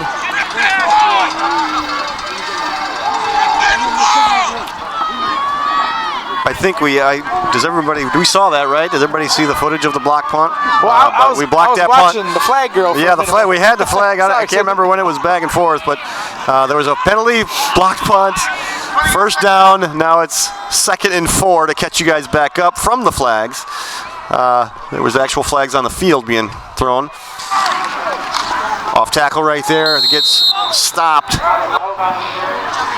And in the meantime, Sydney Dickinson was talking about the flag girl and their routine and the colors. Yeah. And so we're going to go right back to Jillian here in a second and continue that story. But exciting moment. Yeah. Sorry, Sydney. Sorry, Jillian. But sometimes that happens in live sports. You got to shifted. Go back to the game. All right, we're going to take it right back to Jillian here to finish up that story here. All right, back here with Sydney Dickinson to talk about more about the names of the moves. So Sydney, can you show us a move and then give us the name? Yeah. So there's one that's called an Eleanor Rigby. It's got its name from the Beatles show that we did years ago. Here we go. Here we go, Ramblers. Here we go. I'm liking it. I'm liking it. It's looking, yeah, Sydney, looking good. Loving the flag. That was the Eleanor Rigby. If only I could do that. I think next broadcast we need to work out a little routine for you and I to do on the sidelines. I think we're going to work on that. Maybe next time.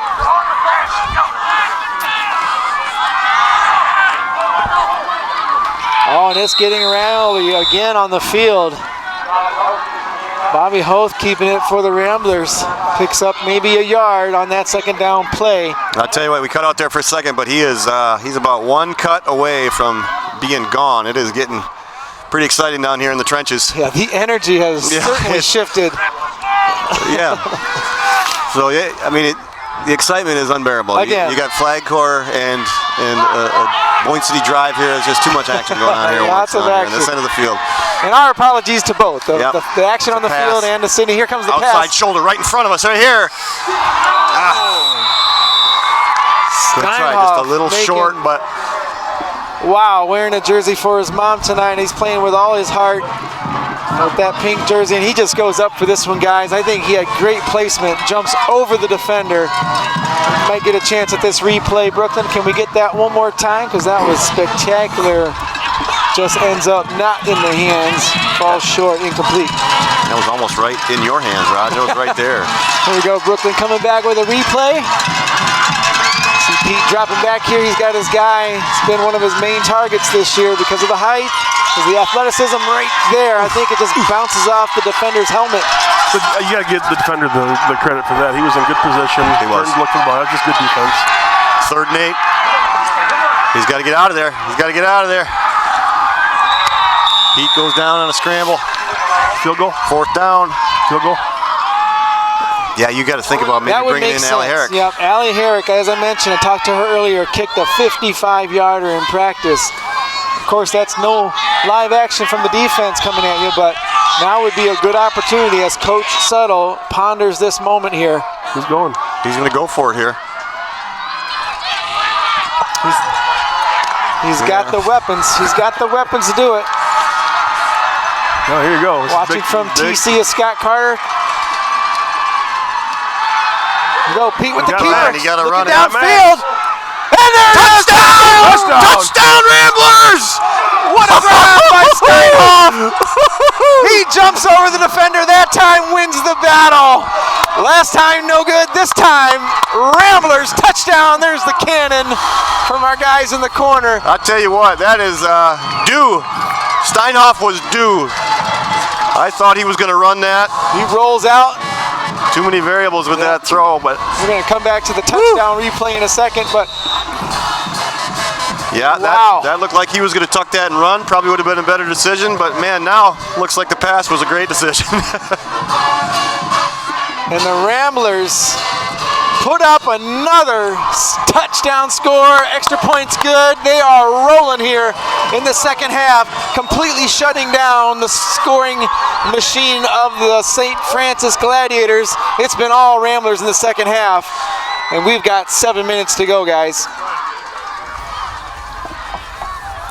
Yeah, the hands on Steinhoff on this play, fantastic. And they're blitzing. A part of that equation you can see every time Pete's going high, and Steinhoff is jumping for those balls every single time. That was like he was running out of real estate over there too. That was just tippy toes right over there on the sideline. Well, Calcaterra's got some courage because he had Max open in the flat and he had plenty of room to run. Could have run that, yeah. Could have got that first down himself. He takes the hardest play of the three. I'm going to throw it. Why not? That's what we're here for, right? Makes it more exciting. That's what we're here for, I guess. We got a 14-17 ball game, and we have a field goal kicker that could make this very exciting in the near closing minutes if it comes down to that. Well, tale of two halves, huh? For sure, isn't that the truth? It's different. And I think you want the momentum right now in that second half, and the Boyne City Ramblers have got it. Here's a tweet in from Scott Carter. Thank you for the great broadcast. Watching from TC. Awesome. Again, that's must be a Rambler fan, huh? Yeah, I got to be a Rambler fan in TC, man. Oh, it's a great game. We're glad they're watching. Yeah, Thanks for tuning Scott, in. you probably wish you were here. It's a fun atmosphere here. It always is when the Glads come to town, isn't it? Always a great game. Yeah.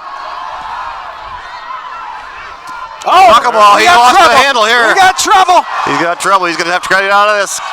Wrap up. Good tackle right there. Pins the Gladiators back deep. Wow. This is incredible. Allie's kick kind of has a sideways wobble, goes through the hands of a sure-handed number 20 there, and he has to come back. That's Gabe Olivier having to pick it up, and he got something out of nothing, that's for sure. But man, they're pinned deep, and Raj, that was coming right at us. That kick was coming right. It's kind of a knuckle spin, weird kind of thing. Makes you want to pick it up, see what you can do with it. That one would have bounced off my face. I know that.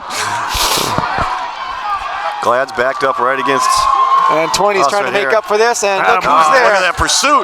Max wrestling him down there to finish him up. Jacob Gregoire to clean up. Momentum has definitely flipped here. Boy, the fans are on their feet. The energy is just amazing right now. I think this happens, Chuck, every time the Gladiators come here. Seems like it, doesn't it? It does. Well, and again, we're going to talk about how important it is that Endress has left the game with an injury. And that could be the huge right now. You're right. That could be the difference maker in what we're seeing in the two halves. You know, not to take anything away from Piedmont, but it's just a different feel. It's a different cadence. Maybe a little different confidence out there. So definitely has changed the momentum of St. Francis offense. Nice. Good defense. Is that Steinhoff? Look at that. Rambler defense shutting them down, bringing up third down. And 8 yards to go. Steinhoff, yeah. He just flew at him. All of this happening inside the 20-yard line, you guys.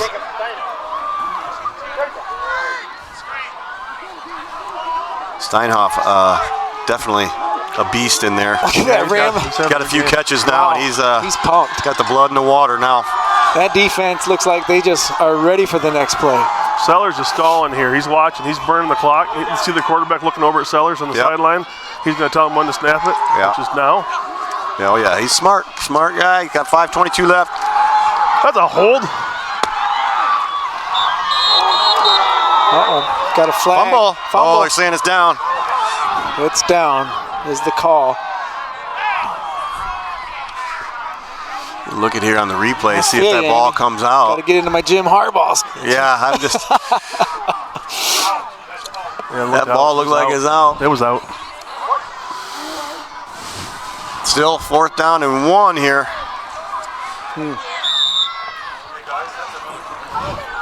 They're going to measure it. Well, I'll take a look. Measure this, and yeah, that's. My biggest problem was the tackle on, I think it was Egger, they tackled out here to get that upfield. But we're going to take a look at this replay one more time if we can, Brooklyn. You can see two things that we're going to look at is the hold call on the far right side. and then watch when the ball comes out.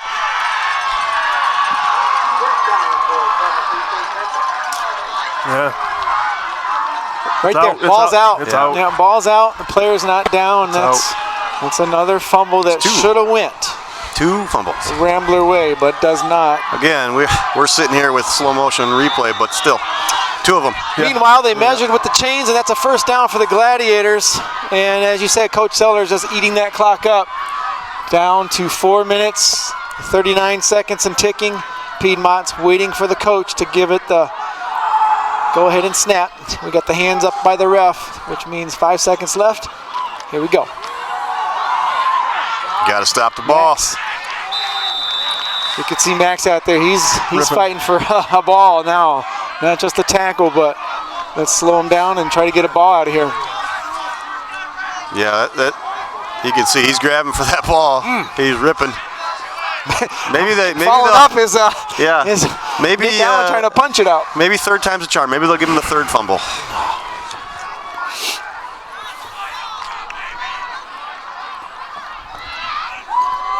Second and 3 now. Just giving up too many yards on that first down play. Eating that clock down to 3:47. Need a big stop here or a fumble. There's a first down. First down, he's still rolling forward. Churning those legs backward, he picks up 5 yards. Number 44 pushing the crowd, picking up a first down. That's Drew Hardy, a freshman. Missed tackle right there. Who was that coming in there? That would have been a hellacious hit in the hole. Go back a little bit more, Brooklyn. A little bit more, a little bit more, a little bit more. Right there, Stephen Orban right there would have just leveled him in the hole, just a little off. Problem is our linebackers are getting blocked. Good job by their guard. Yeah. My apologies, that was number 43, Andrew Simez, the ball carrier. Ball! Ball is out, ball's out! Ball's out! That's Boyne City ball. Not much you can say about that one. That is Boyne City ball. They gotta give us that one. They gotta. That's that 3rd fumble we were talking. 3 times the charm. Take a look at the Rambler fans, Megan. If we can get a shot back there, they are going crazy. This is what we needed. He didn't even get the handoff. Didn't get the handoff. On the floor the whole time. And this last 3 minutes, you guys, we got a kicker, by the way, named Allie Herrick that could make this exciting. Ball's on the 44-yard line. Rambler ball, 14-17. 3 minutes left. J-Rob, you're tuning in at the right time. We're going to finish strong, just like you said. The guys are cheering for you all the way from Holland. Let's go, Boyne. There's hope. There it is. There, nice pun. Hey, it's in our control now, right? And we're going for the kill right here. Right here. Oh, man. Nice jump ball, Max. Comes down incomplete. Number 3, great ball handling there by Jack Williams to knock it out of there. Maxwell shaking up on that. Coach Settle, I love the first down call. He's going for it. Yep. He's trusting that defense. He scores right away. Had no problem shutting him down for the last few minutes, but stops the clock at 2:58. And Allie said she kicked one from the 45-yard line, guys, so that's important to know. I think you got to put one in the end zone here. I think so. And I'm sure that's Coach Settle's first priority. Yeah. But if we have to. We got a backup plan. Got a strong kicker. Got to get a few more yards here to get within her range, though. They're going to blitz. Another pass by Pete. He's coming. He escapes it. He's throwing it downfield. No good. Wow, that was close. That was close. Aaron Best played defense there. Yep. That is tough. Yeah, he had Best open for a split second. Look at how he throws this. That's hard. But the defense closes quickly, and like Chuck said, Best playing defense, good thing. Knocks the ball out, Rambler's ball. 3rd down 10, 2:48 left in this entire game. If Ramblers pull this out, that player by Aaron Best is huge. Yeah. Huge right there. That could have ended the game right there. So Ramblers can put this in the end zone and win this game. Aaron Best, that play will be forgotten, but one of the most important. Bobby Hoth takes the snap. I think that's Aaron Best, isn't it? can't tell. They both You're run right. the same. Yep, you're they right. run Number the five. same. Yep. That keeps the clock moving, but No, we got timeout, Boyne.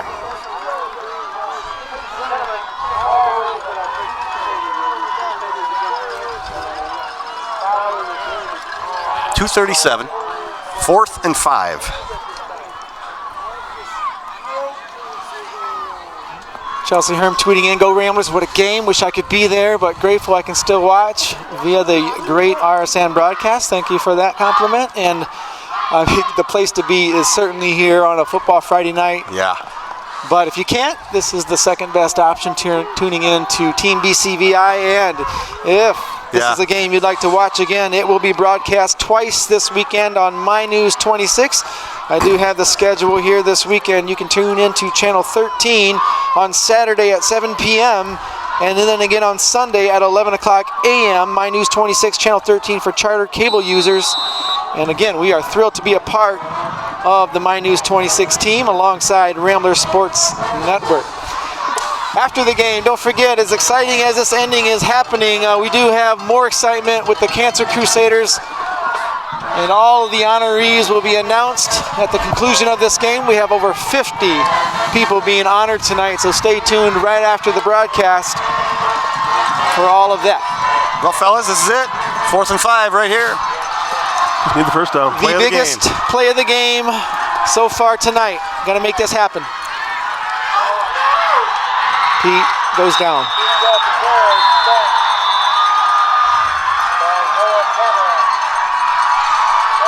I mean, just have to see what happens. Yep, quick sack. Turned over to Traverse City. Let's take a look here. Look at this, just turned right into it. Yeah, that's just defensive hustle by number 7 on the outside edge, bringing the pressure. Who that was that missed that block, knows it too. That was a pivotal block right there. Noah Cadley, number 7 from the St. Francis Gladiators, putting an end to the Ramblers' hopes on that drive. Well, you're going to see a whole bunch of burning clock here now. Pass. There's a pass.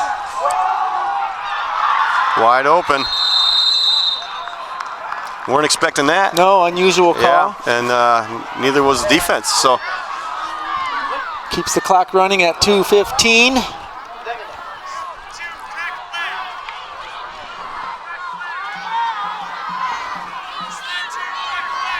Second down, 1 yard to go for the Glads. Score here 14-17, and now we are at 2 minutes. now it's just clock management, timeouts. See if the Ramblers can get that ball back, but 2nd and 1.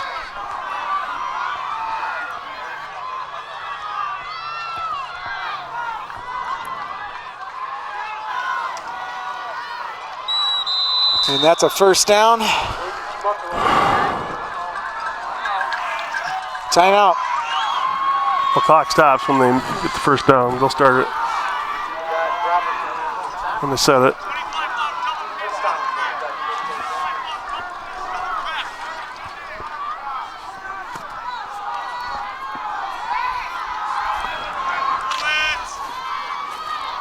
Clock's resumed at 1 minute 29 seconds and ticking. St. Francis in full control here with another first down.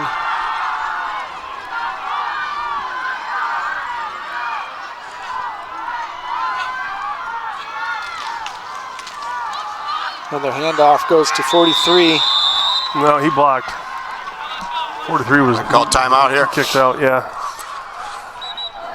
41 carried that. Okay.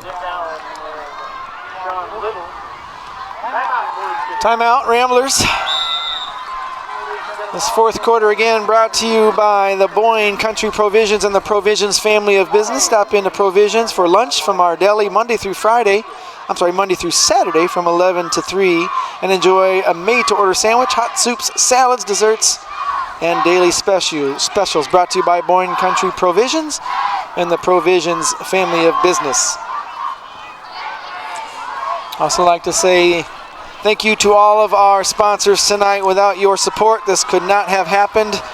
Thank you for tuning in, all of the fans, Rambler fans, and even Gladiator fans tonight. We heard a couple of your tweets coming in. But let's keep in mind nothing beats good sportsmanship, because a great game in sports is when your team puts it all together. But it's not just about how you execute as an athlete, it's also about how you execute as a person. It's showing good reflexes and good respect. It's showing confidence and character and the skillfulness and sportsmanship. That makes a great game, because nothing beats good sportsmanship. A message from the MHSAA promoting the value of educational athletics. Yeah, been a great game. Great game. Good sportsmanship all around. Good rivalry here. Great. Jump off sides. That's one thing I have noticed in basketball as well when we play Traverse City. A lot of Traverse City fans watch RSN. Yeah, we're thankful to them too, Andy. They let us pull the trailer in on their stadium at Thurlby. And we're able to do some away broadcasts thanks to their athletic director and their team of personnel that invites us in. We appreciate that. Yeah. Keeps the rivalry fun too when you're friends on both sides and enemies on the field for a game and then back at it. So. Well, this would put the Glads up there at the top of our conference alongside Kingsley. Kingsley looking to stay undefeated. Glads will go 4-2 here in about 40 seconds. Ramblers will fall 2-4.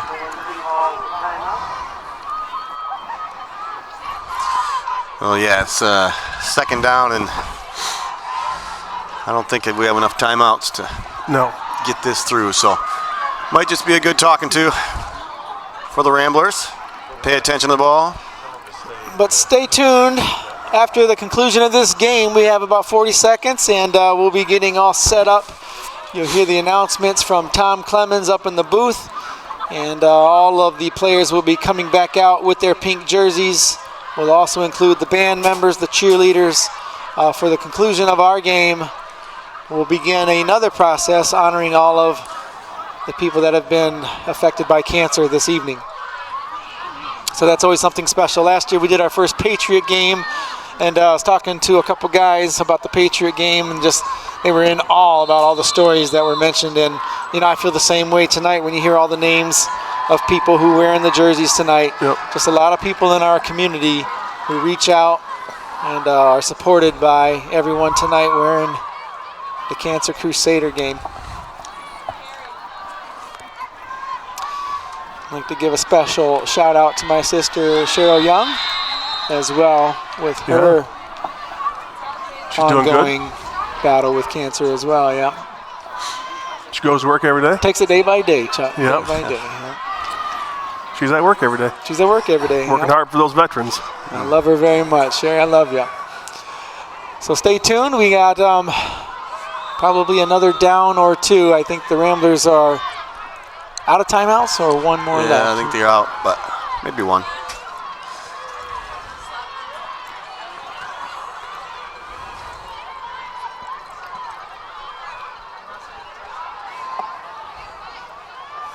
Well, I didn't look ahead at the schedule, guys, but who do the Ramblers have next?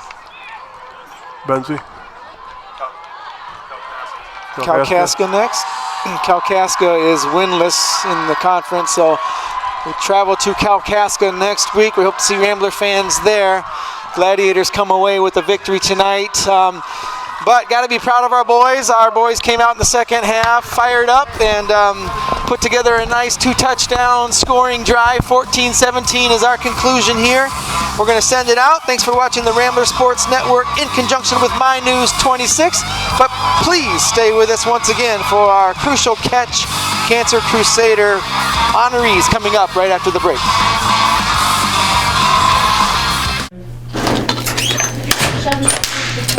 No, they blocked it. What's up, Richard?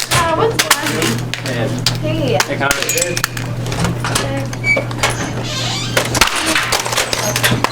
So why do you guys have school day? No. I asked a question. What are you guys doing after school today? Hey, Connor, how are you? Good. Like this area. No.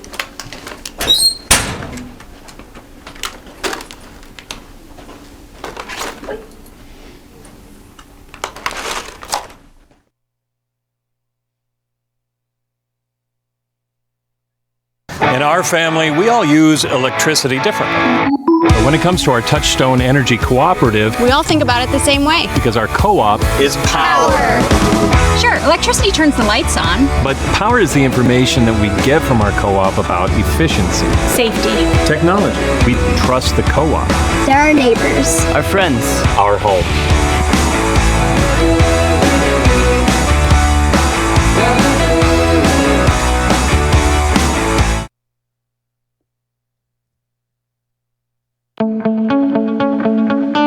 Why am I proud to be a Rambler? Why am I proud to be a Rambler? Why am I proud to be a Rambler? Why am I proud to be a Rambler? I'm proud to be a Rambler because of the amazing community support that is apparent at the performances, games, and competitions that we take part in. The support experience from friends, family, and the student body is very inspiring to me as a current athlete, and I know is something that motivates the Rambler performers and athletes of tomorrow. Thank you, Rambler fans. Keep it rolling. My name is Avery Stat. I run cross and track and play basketball here at Boyne City High School. Why am I proud to be a Rambler? Why am I proud to be a Rambler? Why am I? Why do I like to live Boyne? Why do I like to live Boyne? Why am I proud to live Boyne? Why do I love to live Boyne? For the events our town puts on, like Stroll the Streets. It's a great way to meet up with your friends and socialize with new people. Friday nights in the summer, you just can't beat them. My name is Caden Coates. I'm a student at Boyne City High School, and I'm in band and drama.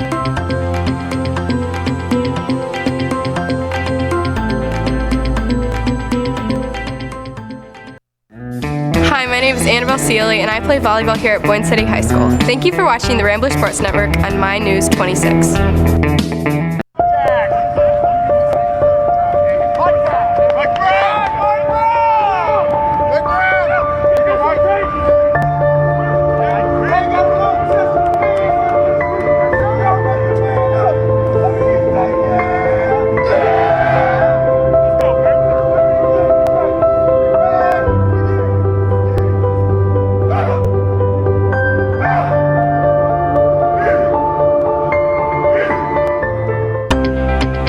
Hi, my name is Bobby Hoth, and I play football, basketball, and baseball here at Boyne City High School. And I would like to thank you for watching Rambler Sports Network on My News 26. Good vid.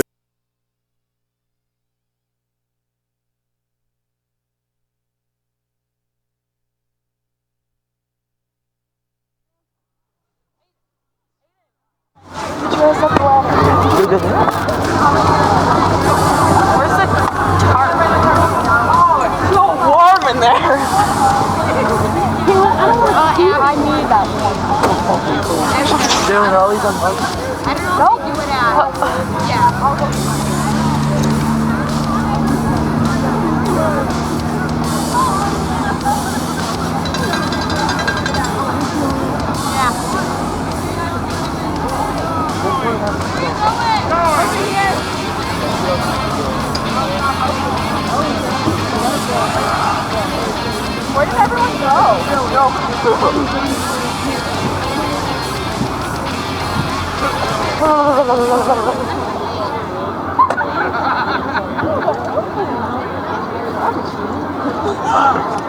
No, we have to keep it on. Oh, we have to put it in here.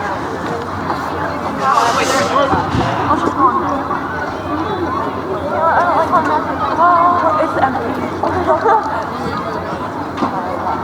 You got it, you got it. Oh, God. Wait one second, you can't turn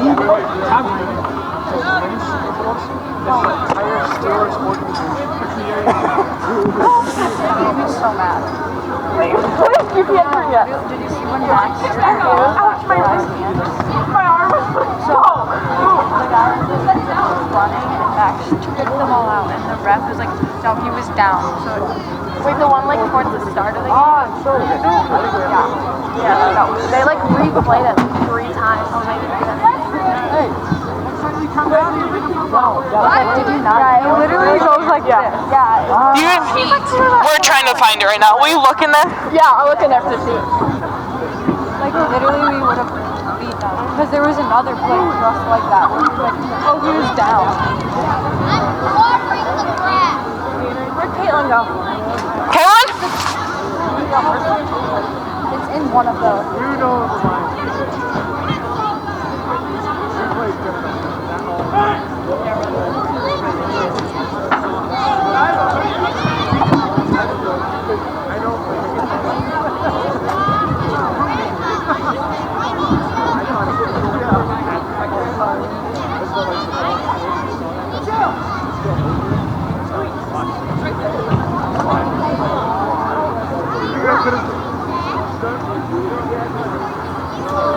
Tarp on the track. Tarp on the track.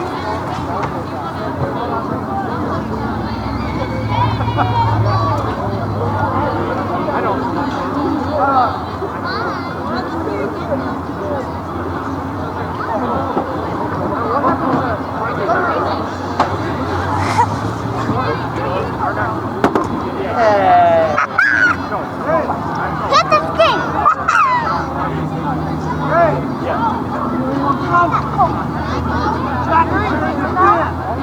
Fans, please join in as we pay tribute to individuals and families that have been impacted by cancer during our ceremony tonight. Students are wearing jerseys in honor of many loved ones. Thank you for your attention. Number 1, Jack. No clue. This jersey is in honor of Mike Fortune, also known as Pop, to his grandkids. He lost the battle a few weeks ago due to complications of his treatment. He will be forever in our hearts and in our minds. Mike's jersey. What are they doing? The family, where the jersey is. Alright, sorry. Number 3, John Little. John Little is wearing his jersey in memory of his great aunt Nancy Herbert Miller.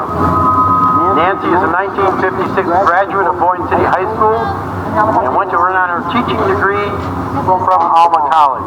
She spent her career in North Muskegon area, dedicated to early childhood and parenting education. In 1960, Nancy married Dr. Charles Miller. Together they have had 3 daughters. Nancy was a wonderful hostess and talented cook. She graciously used these talents to bring friends and family together, creating many lasting connections and memories. Nancy was a very special relationship for oriented people who had a remarkable way of letting people know how valued and how special they were to her. Originally, Nancy was diagnosed with MGUS and then later in 1912 with plasma cancer. In May of 2013, Nancy received a stem cell replacement. Her courageous fight against cancer was amazing. She never complained or felt sorry for herself. Her determination to live and love during her illness was an inspiration to us all. Unfortunately, on December 31st, 2018, Nancy's battle with cancer ended. Accepting Sean's jersey tonight is Nancy's husband, Dr. Charles Miller, and one of their daughters, Barbara Dusenberry.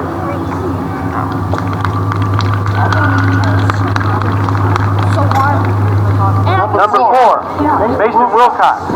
Nash Williams Nichols is a superhero. He was diagnosed with a rare type of cancer last December. He is currently in treatment that includes chemotherapy and radiation. His next scan is October 14th, where he will learn his next steps. He has been treated by angels at Helen DeVos Children's Hospital. When Nash grows up, he wants to be a dirt bike driver. Neither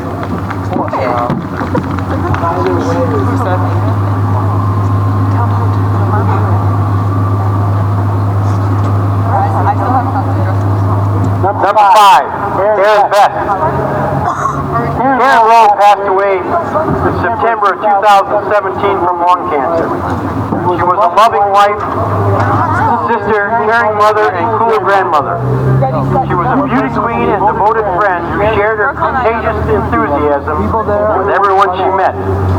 Karen drew her greatest joy from taking care of others and loved to throw memorable Christmas parties and family reunions.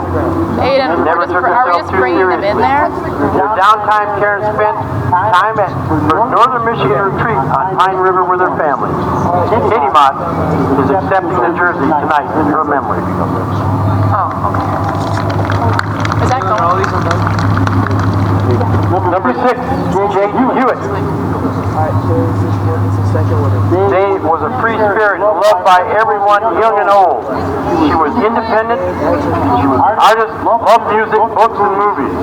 She fought a hard battle, but was taken too soon in January of 2019. Her motto was, peace, love, and rock and roll.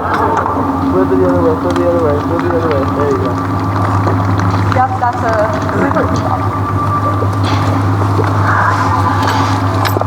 Number 7, Kai Mott.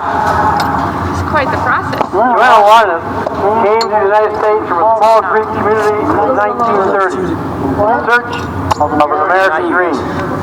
Joanna and her husband Chris started a family and ran several restaurants in Detroit. She had an unmatched capacity for joy and love, accepting the jersey as her grandson Christopher and his namesake great-granddaughter Joanna. Oh, yeah. Help carry. Unless Joanna is pitching a fifth. Brooklyn, help carry. She's 3. We need another map. Number 8, Bobby Hope. And Amy was a giving person as you could ever meet, with an endless supply of Kool-Aid in her refrigerator. She was a loving mother of 4 who battled breast cancer for 5 years. Unfortunately, she lost her battle way too soon in life 6 years ago. She is loved and dearly missed. Number 9, Stephen Orban. Stephen's jersey is sponsored tonight by the Clausen family. Sandy is grandma to John, Jay, Rachel, and Ellie Clausen. She was diagnosed with non-Hodgkin lymphoma cancer in 2000. Sandy has won the battle with cancer 3 times and continues to fight. Her inner strength and determination are 2 of Sandy's characteristics that make her an inspiration to others.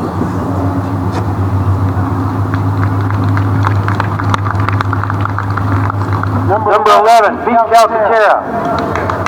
The Calcaterra world would like to honor Jack Wallen, a cancer survivor, who was diagnosed at 6 years old with a brain tumor. Jack exudes the definition of toughness in the way he has battled through surgeries, chemo, and radiation.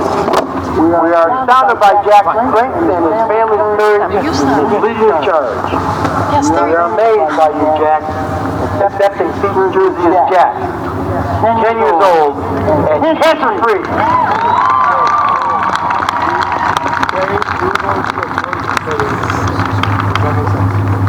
Band member Jacob Elger. Haley Elger was diagnosed with acute lymphatic leukemia on October 13, 2009. She went through intense chemo for 2 years at the Boston Children's Hospital. Through this time, she never lost her smile and her determination to fight. She showed everyone around her what being a true hero means. On October 13, 2019, she will celebrate 10 years cancer-free. This also marks a 10-year milestone as a survivor. Her brother Jacob Elger is wearing her jersey to show his love and support for her. Excuse me, more center. Hi, guys. Number 12, Max Vondra. Mike was diagnosed with multiple myeloma over 10 years ago, but those who know him see his positive attitude and support to others fighting the same battle. Mike, who is not feeling well tonight, is the grandfather of Max Vondra.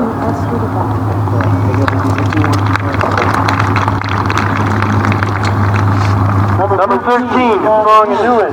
Strong is wearing his jersey tonight in honor of Julie Redmond, who is a breast cancer survivor. She is a proud member of our Rambler family, serving as our girls' varsity basketball coach, and is a friendly face to many of our students each day as she picks them up on her bus route.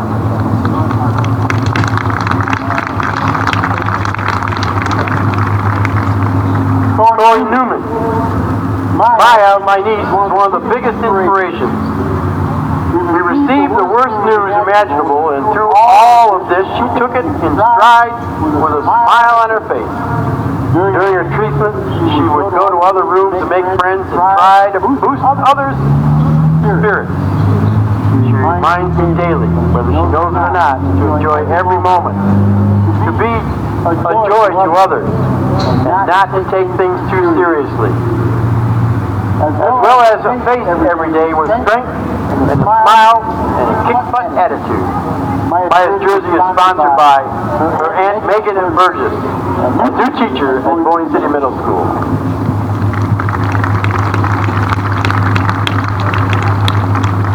Color Guard member Tammy Chep.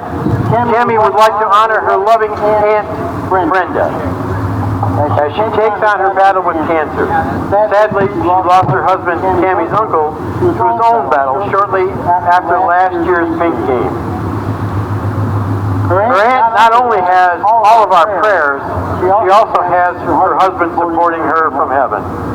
We know that due to this powerful support, Tammy's Aunt Brenda will not only win her fight, but that a cure will be found soon to help all those in this war as well.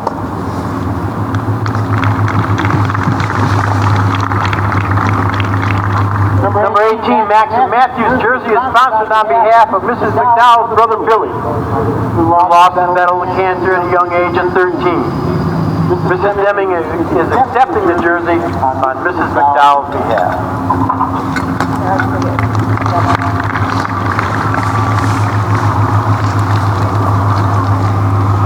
Number 20, Jacob Bush. Jacob's jersey is honoring both Amanda Bush and Genevieve Bush. Amanda Bush is a breast cancer survivor for 5 years. Genevieve Bush passed away in 1986 due to breast cancer. Jacob's jersey is sponsored by John and Shelley Bush.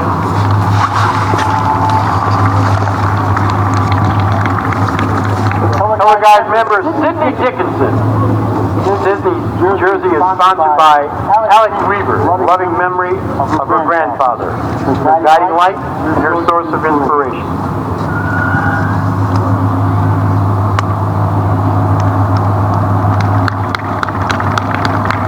Number 22, Allie Herrick. Allie Herrick's grandmother, Nana Julie Herrick, has been battling stage 4 breast cancer for 3 years and is currently undergoing her second round of treatment. Allie's jersey is sponsored by her dad, Tony Herrick.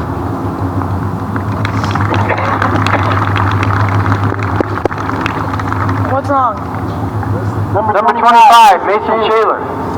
Mason's jersey is sponsored in honor of Sally Granger.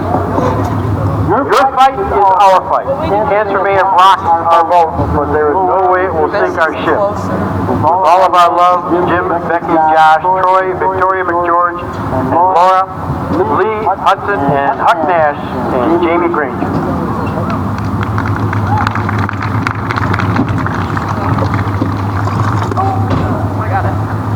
Color Guide member Megan Menard.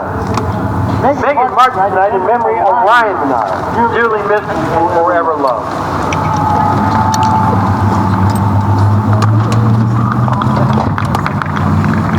Cheerleader Sophia Baum. Sophia cheered tonight in honor of Winnie Whitlow and E. Radomi. Sophia's jersey is sponsored by the Barnum family. Number 26, Busy Turnbull.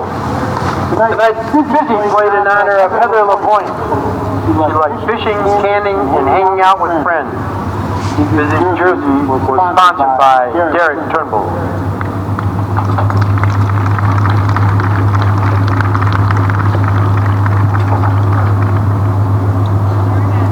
Number 28, Jacob Steinoff. Boyne City Elementary School is surprising Jacob and Samantha tonight by sponsoring them.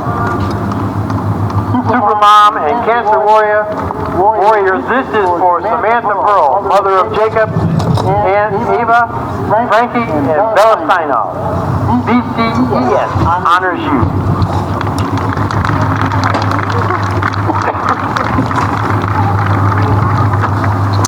Paula Young.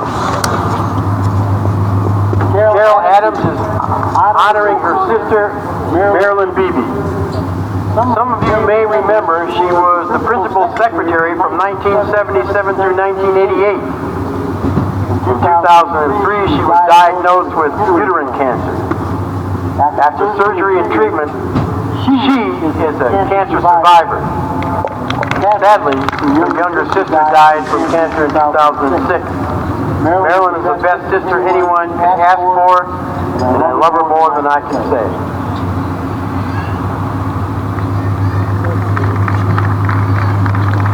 Gavin Hewitt. We are honoring the memory of Sherry Bennett of Lecco. and Melody Bennett Grimes, two very special women that we're blessed to call our aunts. Both will forever stay alive in our hearts.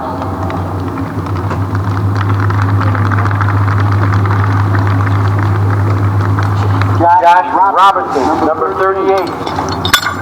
Josh Robinson proudly wears the Bradley name on his jersey tonight in honor of his dad's cousin, Sherry Bradley. Sherry was diagnosed with breast cancer in January of 2014. She battled cancer for the next 2 years. Since then, she has been cancer-free. Through the love, support, and prayers of her family, friends, and community, she has gotten stronger and continues to be victorious in this life-changing battle with cancer.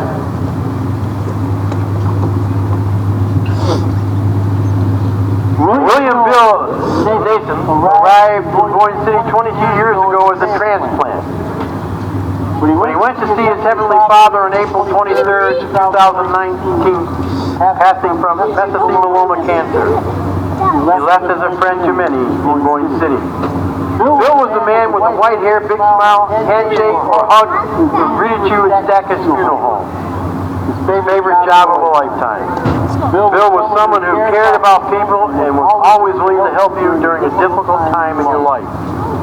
Bill's two grandsons, Ben and Grady, along with their parents, Chad and Katie Haynes, are accepting the jersey on his behalf of his wife, Carol Haynes Nathan. The Hager family and the Stackus Funeral Home proudly sponsored Freight New Jersey on his behalf tonight.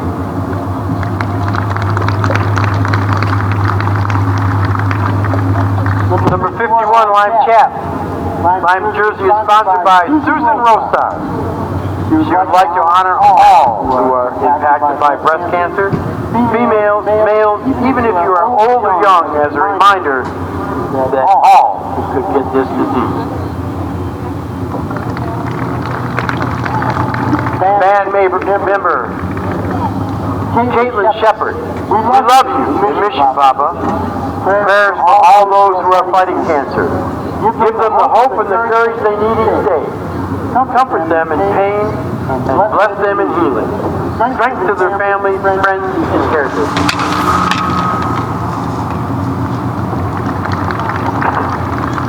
Number 54, Thomas Bunker.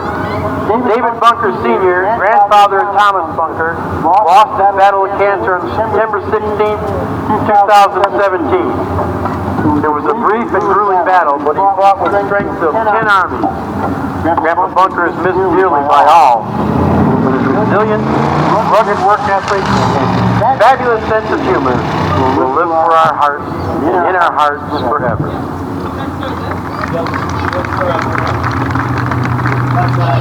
Number 57, Coach Settle. Nolan lost her battle with cancer in January of 2018. She was loved by everyone that knew her and was known for her kind spirit and willingness to help anyone in need. She loved going to concerts, and she always was happiest when she got to spend time with her 6 granddaughters. She loved to watch Boyne City football games. And if she couldn't catch them in person, she kept track of them on the radio or on the live broadcast. She would even text her son while he was coaching to keep up with the play, even though she's gone. The love that she gave and her strength of character is still felt by the people that knew her. She lived her life to the fullest and made sure everyone around her knew they were loved.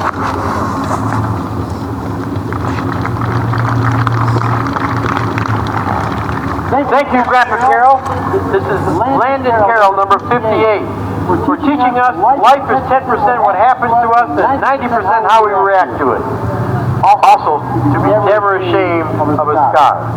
It simply means you were stronger than whatever tried to hurt you. We love you.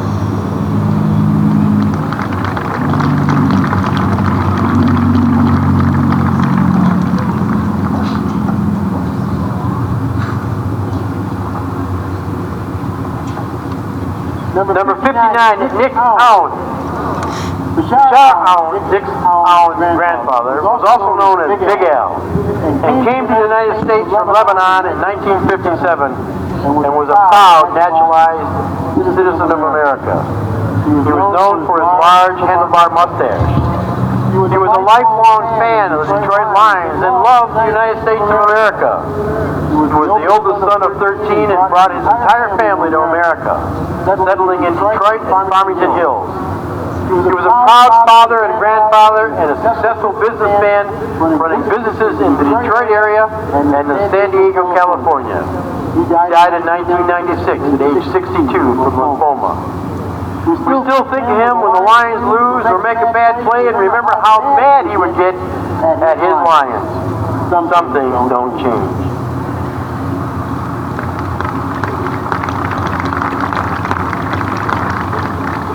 Color Guard member Aaron Smith. The Smith family is honoring Jackie Smith tonight. Jackie was a super mom and the greatest sister a brother could ask for, as well as a favorite sister-in-law. She was taken too early, but her memory lives on forever.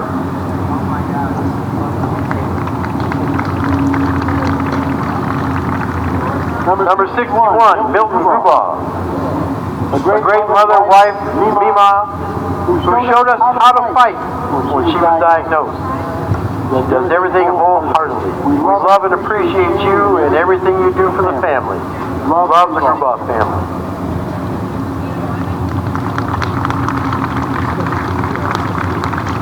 Number 62, Will Brown. On September 12th of this year, retired United States Air Force Colonel Dick Rozier lost his battle with cancer. However, his lifetime of accomplishments reflect only a long list of wins for this beloved patriot. Dick gave our great country over 30 years of service. His military career started in 1971, and Dick quickly found that piloting a C-130 transport plane was his passion. He did that for many years before becoming an instructor in Tactical Airlift School, teaching both U.S. and international military pilots. Possibly his most notable date of service was the last NATO chief in Belgrade, Serbia, before the U.S. and NATO took Milosevic out of power. He was survived by his beautiful wife and soulmate, retired United States Air Force Lieutenant Colonel Hale O. Fox.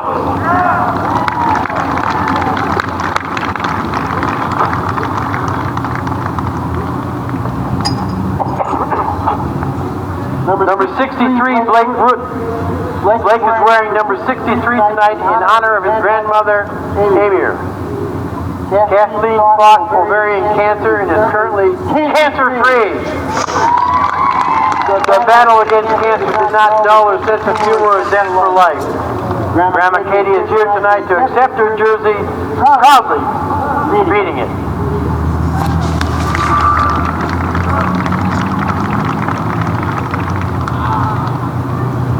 Jacob Gregware.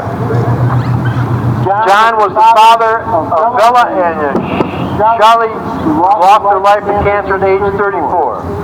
With Bella and Charlie, Todd, Connie, Jenna, and Alyssa Ehrman are a family of 6.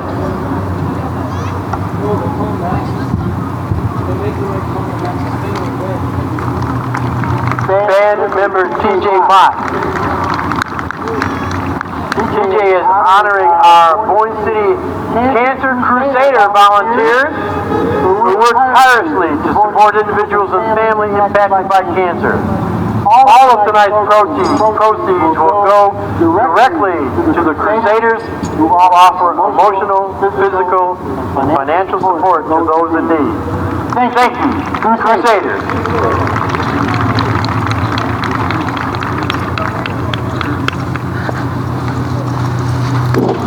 Number 66, Noah Vandra Speltz. Tonight we are remembering my family members, friends, and former students who have lost the battle to cancer.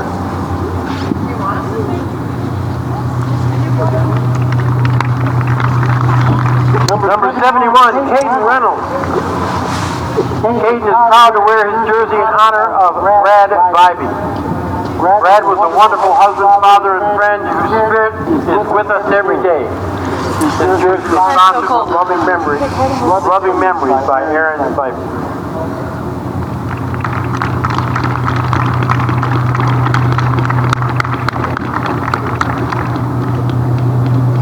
Number 72, Jackie Belcher. Anita Alice Belcher, a.k.a. Nananita, passed away in 2009 from ovarian cancer complications. Nananita loved her family of 3 children, 3 adopted children, and many grandchildren. Anita and her husband Jack Sr. fostered many area children as well.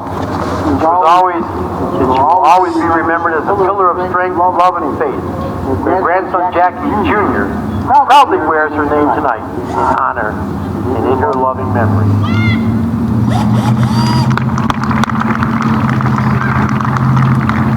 Number 75, Landon Howie. The Boyne City Public Schools teachers support all families who have fought the battle against cancer. Your courage throughout this journey is inspiring. Your spirit and strength shows hope to all.